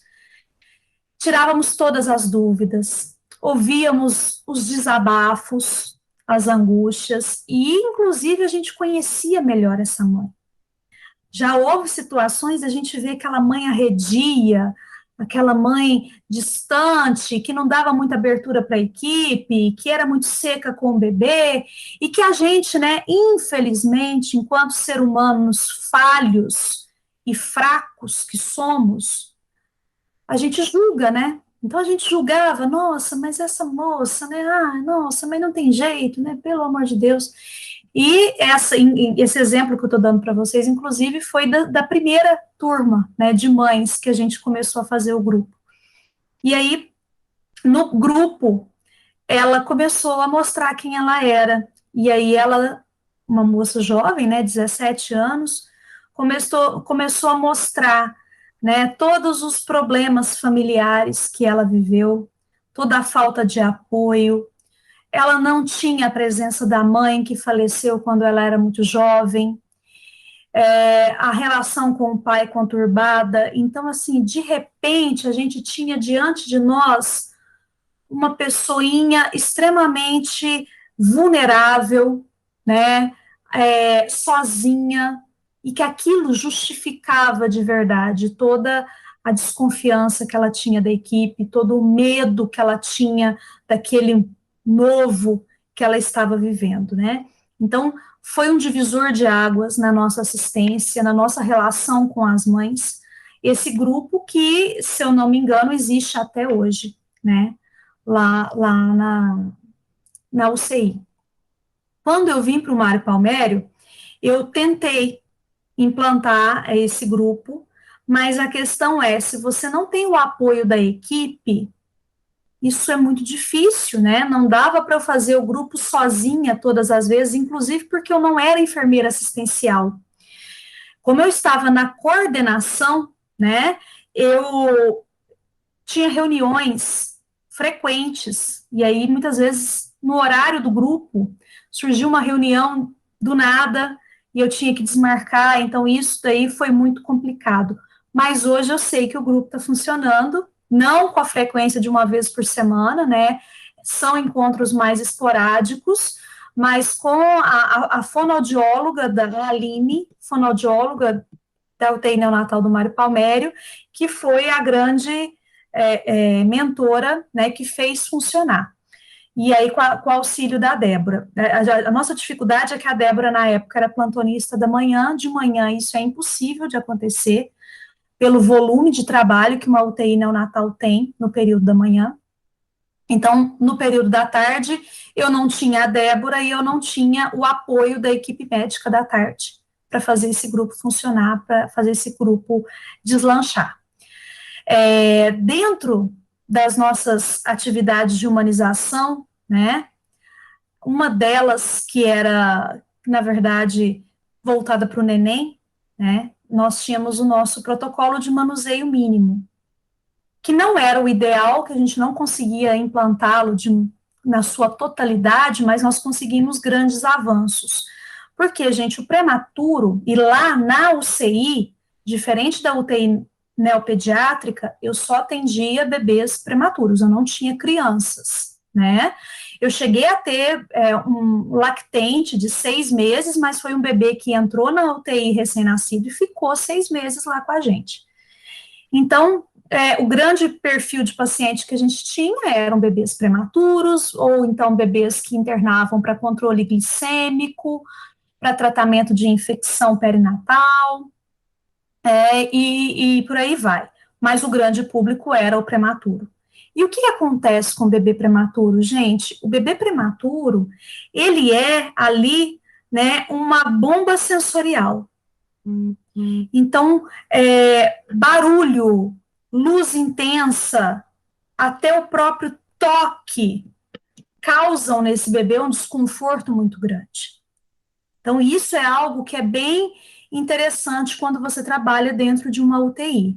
Aquela luz acesa constantemente nos olhos do bebê altera todo o ciclo circadiano desse bebê. A questão do sono e repouso, a agitação desse bebê. Então, o que a gente fazia? No momento que nós estávamos ali fazendo mais procedimentos e trocando soro, fazendo medicação, não tinha como evitar a luz. Mas ao terminarmos, como lá nesse setor, que era a UCI, a gente tinha enfermarias separadas, à medida que a gente ia acalmando, né, o nosso trabalho, nós apagávamos a luz. Então, a gente mantinha o máximo de tempo possível a luz apagada, né, para que esse bebê conseguisse um conforto luminoso melhor. Outra questão que fazíamos era cobríamos as incubadoras com uma flanela, de maneira, claro, que não nos impedisse de visualizar o bebê ali dentro, porque isso é importantíssimo, tá?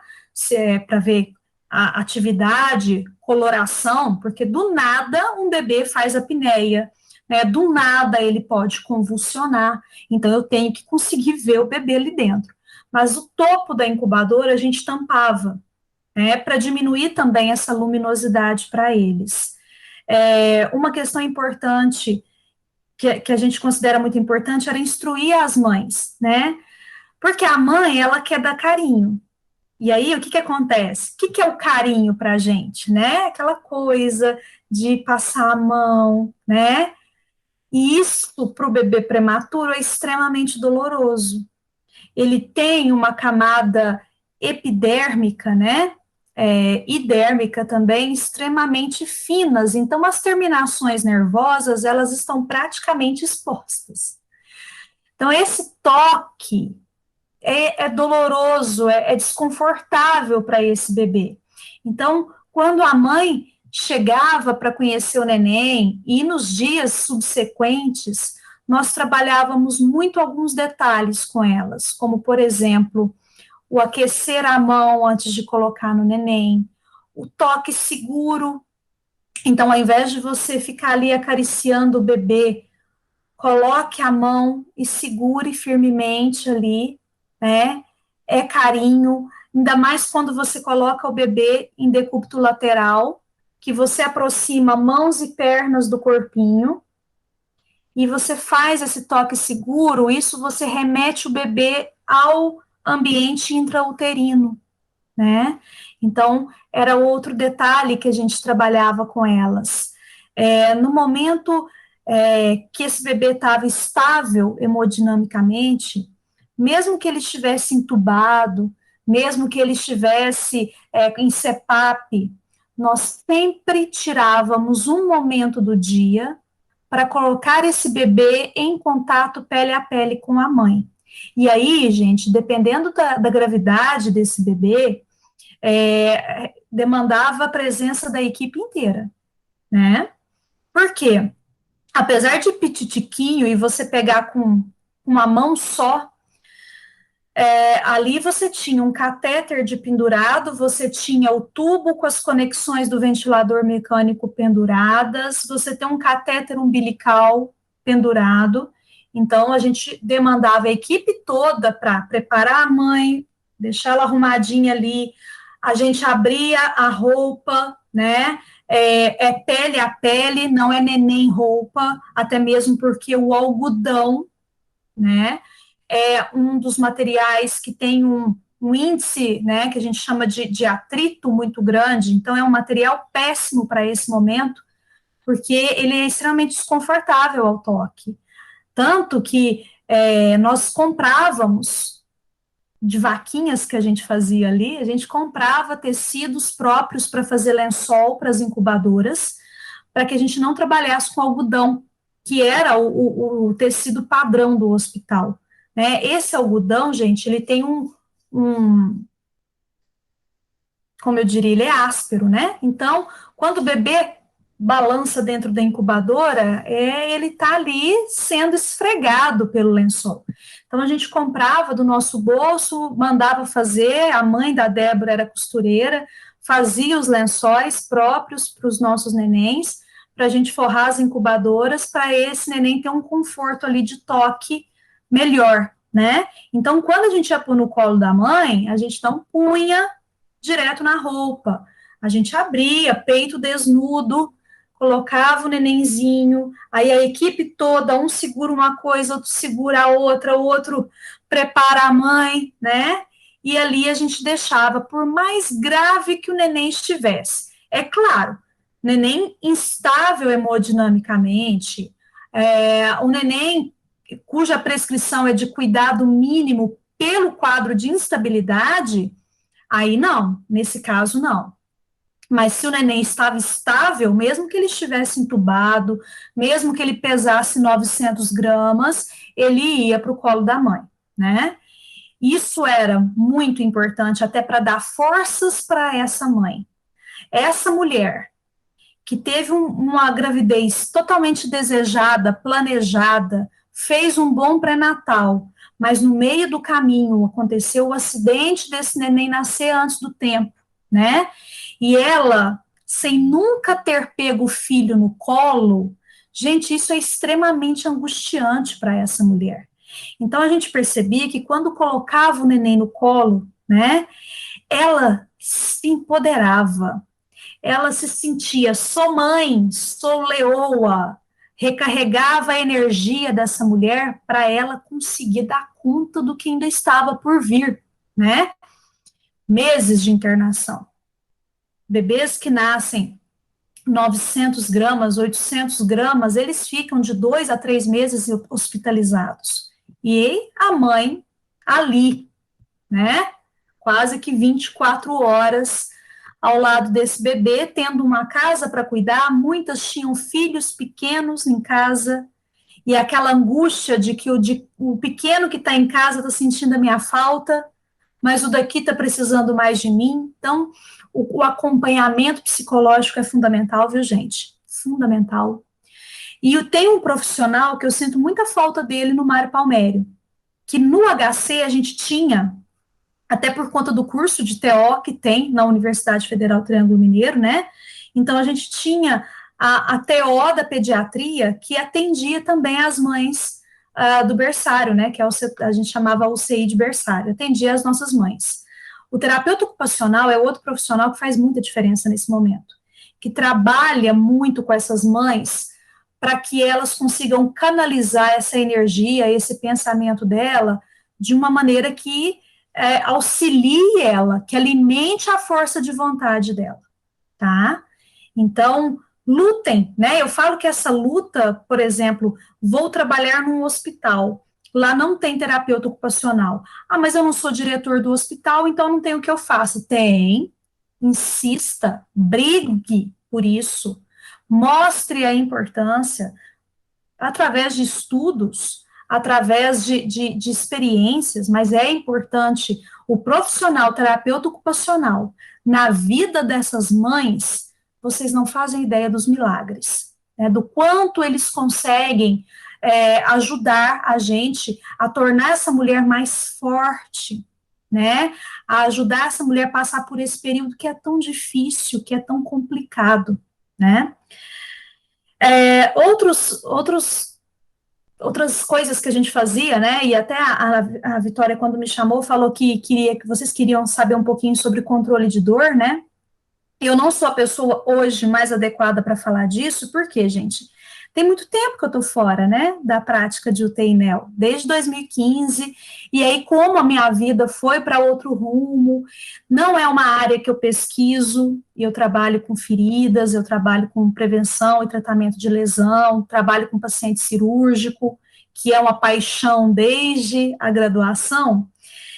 Eu estou um pouco por fora do que há de novo nesse âmbito, e até tem uma pessoa muito bacana para indicar para vocês, que alguns de vocês da medicina até já tiveram aula com ela, que é a professora Soraya, né, que é especialista na área de NEL, e trabalhou em UTI neonatal por muitos anos, inclusive até fora do país.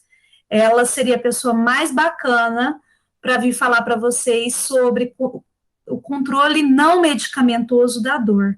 Mas uma das coisas que a gente trabalhava muito era a sucção não nutritiva.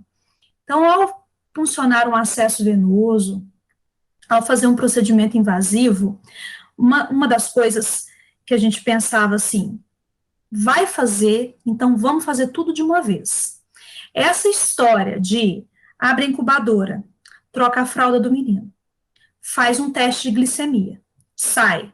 Meia hora depois, outro vem e coleta sangue para exame. Sai. À tarde, a enfermeira vem, coleta teste do pezinho. Gente, isso é terrível. Isso é terrível, né? Então, a gente se organizava para que todos os procedimentos mais dolorosos, mais complicados, fossem feitos todos num momento só, para depois dar paz para essa criança. Então, né, no começo do plantão, a fisioterapeuta vinha, olha, vou atender esse neném. Não, peraí, então, que eu já vou pesá-lo. A hora que você terminar de atendê-lo, me avisa que eu já peso. E tira o neném da incubadora, põe na balancinha, pesa, beleza. Olha, vai coletar sangue. Não, peraí, que tem um teste do pezinho para coletar. Aproveita e coleta também. Porque na UTI NEL, a gente não fura o pezinho para coletar teste do pezinho. A gente coleta sangue endovenoso, que não faz diferença alguma do sangue capilar, né? Para esse exame.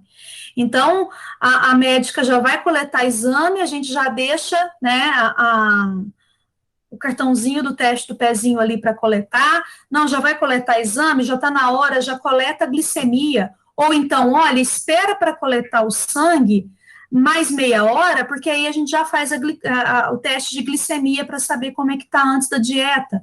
Então, a gente tentava, dentro, claro, de um possível, porque bebê é muito grave, muitas vezes você tem que coletar uma gasometria ali de urgência, né? É algo mais específico, mas dentro da rotina, a gente trabalhava sempre buscando fazer os procedimentos invasivos, os mais desconfortáveis, todos de uma vez só, para deixar o bebê em paz pelo menos nas próximas 10, 12 horas, né?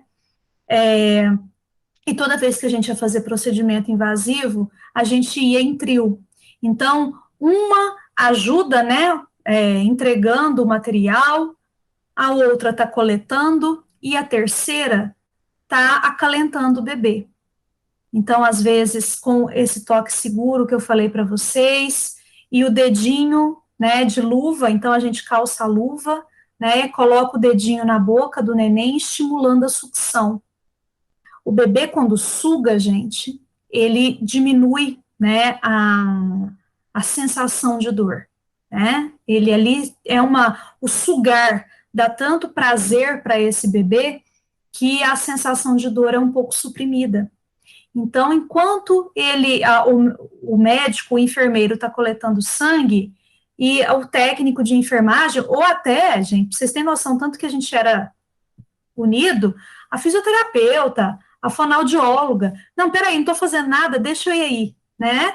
E colocava o dedinho, né? Às vezes duas gotinhas de glicose, 25% também, que ajuda, né? Que alguns estudos mostram que essa glicose no dedo de luva diminui a sensação de dor do bebê, né? Quando esse bebê já estava em aleitamento materno, a gente coletava os exames no momento em que ele estava amamentando. Então, ele estava no colo da mãe, ele estava sugando o seio materno, era nesse momento que a gente ia coletar. Ai, que judiação, vai interromper o aleitamento. Não, não interrompe. Ele está ali sugando, ele está ali mamando, a gente só pega aquela mãozinha, funciona, coleta, e ele nem chora, né? Então, a gente utilizava esses momentos para reduzir a sensação de dor para o bebê, tá? A gente não coletava exames nos bebês pequenininhos na frente das mães, porque para elas é algo tão violento de se ver, né? É claro, a gente dava a opção, se você quiser ficar, mas não é legal, vai lá fora, vai beber uma aguinha, né? E geralmente elas iam. Mas quando a mãe permanecia, às vezes a gente até pedia para a mãe mesmo colocar a mão no neném por causa do cheiro, né? Sugar o dedinho da mãe mesmo, para ajudar nesse controle dentro desses procedimentos invasivos que são tão dolorosos para esses bebezinhos, né? Como eu falei para vocês, o próprio toque já é doloroso, imagina uma punção, às vezes esse bebê é multipuncionado várias vezes no dia, a coleta de glicemia, né, com um bebê com difícil controle glicêmico, de 3 em 3 horas a gente fura para coletar a glicemia, olha que tristeza. E no calcanharzinho, né, tão pequenininho, às vezes aqueles pezinhos desse tamanho, então, é muito, muito difícil, até para a gente da equipe mesmo. E para finalizar, para não ficar tão cansativo, eu queria falar de algo que para mim não é o primeiro. Não adianta eu querer humanizar a assistência se eu não humanizo o ambiente e a equipe. É muito estranho a gente falar de humanização para seres humanos, né? A gente é humano, como assim eu preciso de uma política nacional para que eu enxergue o outro enquanto ser humano? Não, não é bem por aí, né? É do ser humano criar cascas, criar couraça para enfrentar as coisas.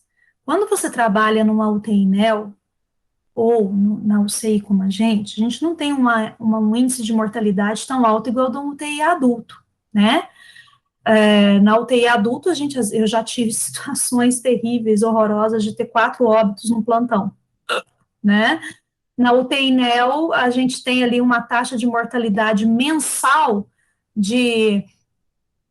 uma taxa não, né? Um índice de mortalidade mensal de 5 bebês, 4 bebês, esse mês nenhum bebê morreu, então é bem menor, né? Ao contrário do que as pessoas acham, a gente não lida com o óbito diariamente, igual é na UTI adulto.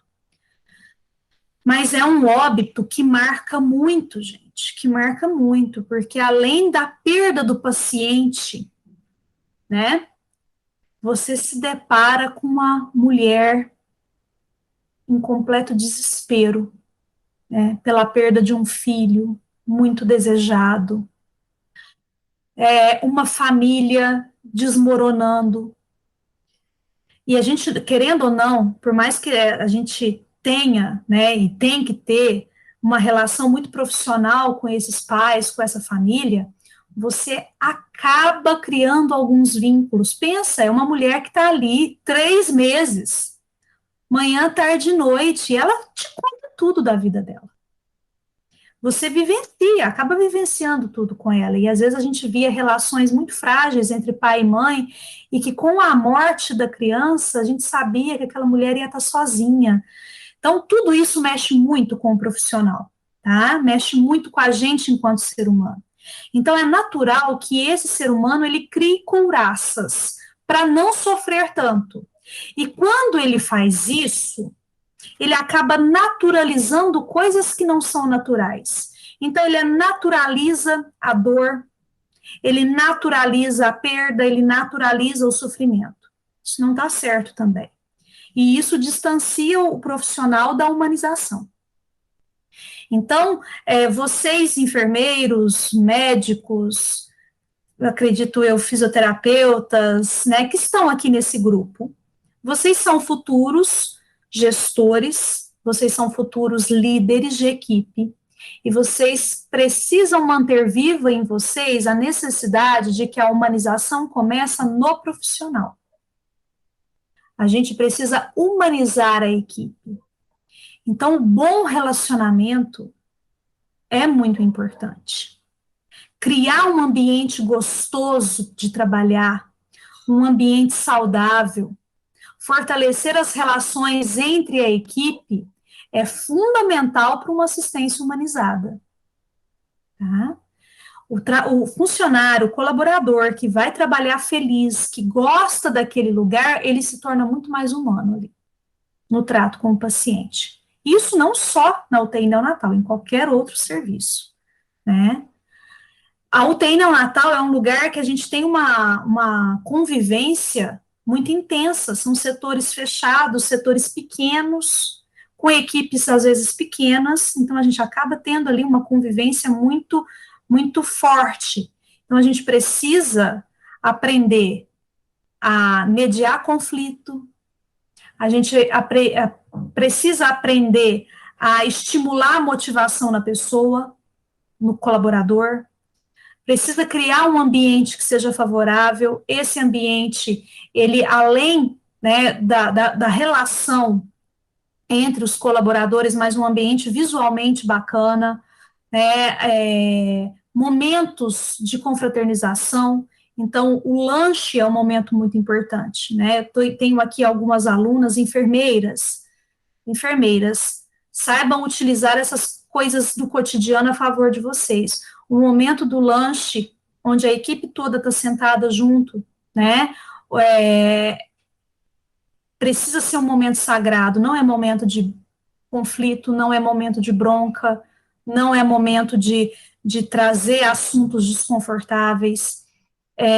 A liderança buscando motivar as pessoas, isso é fundamental para que as pessoas trabalhem com humanização. Não tem outro caminho. Se a pessoa não se sente benquista, não se sente humanizada, ela não consegue humanizar o cuidado dela.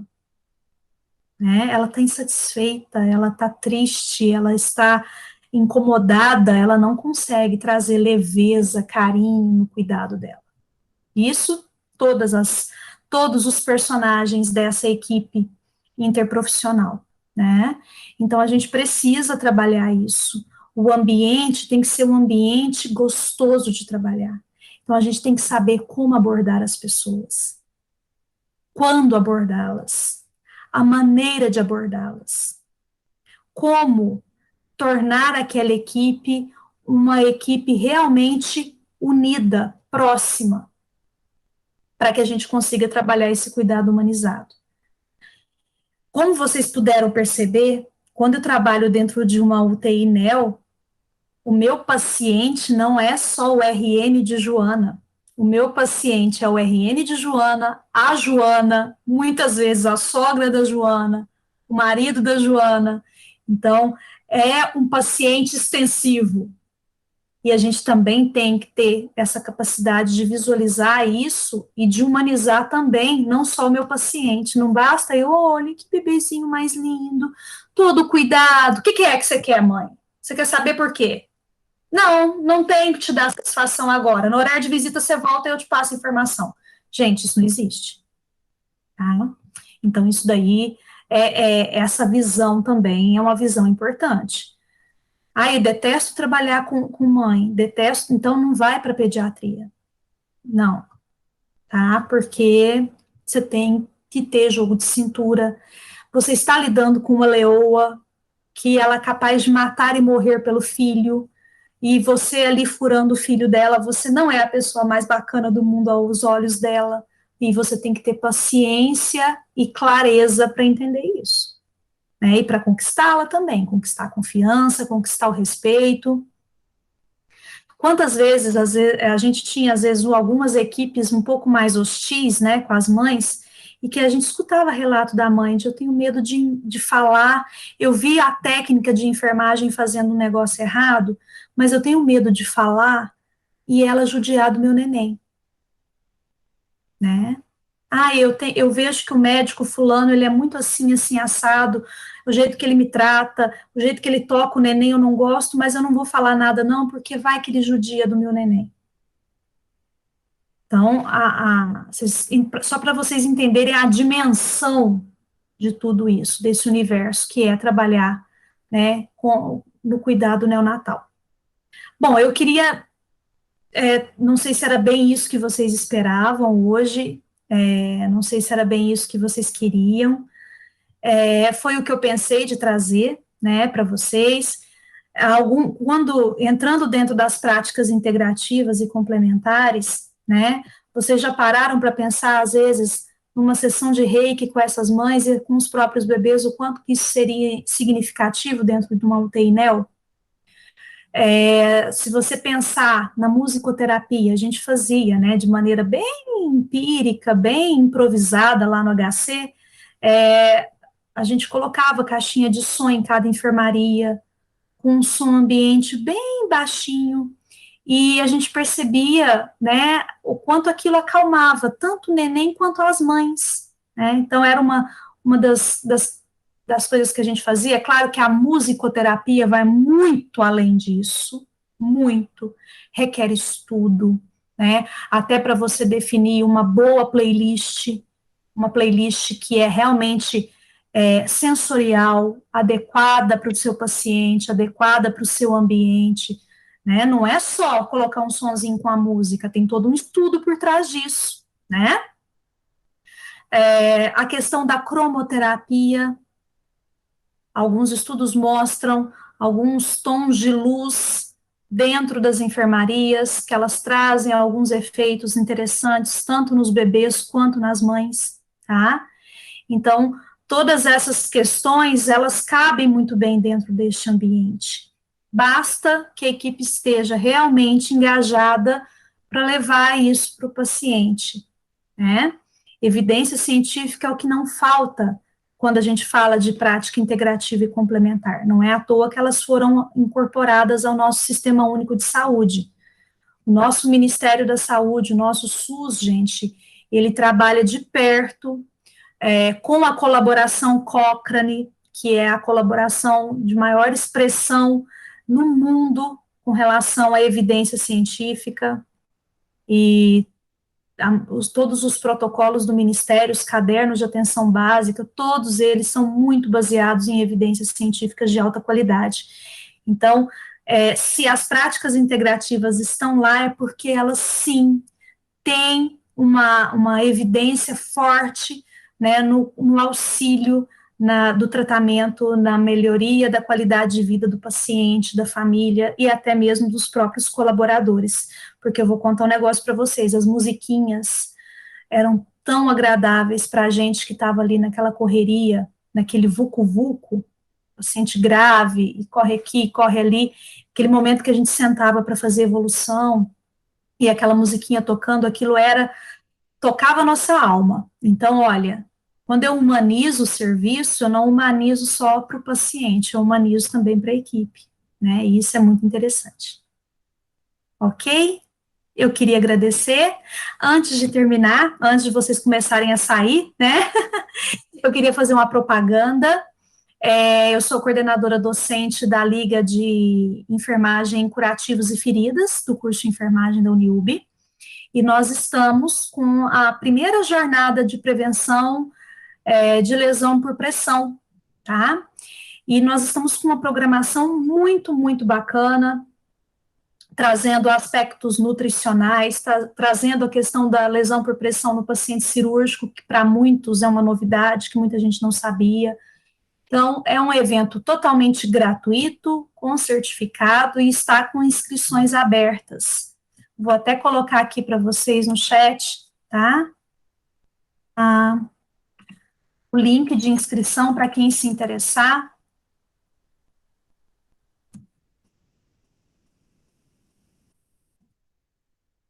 Eu gostaria muito de vê-los lá, né, no nosso evento.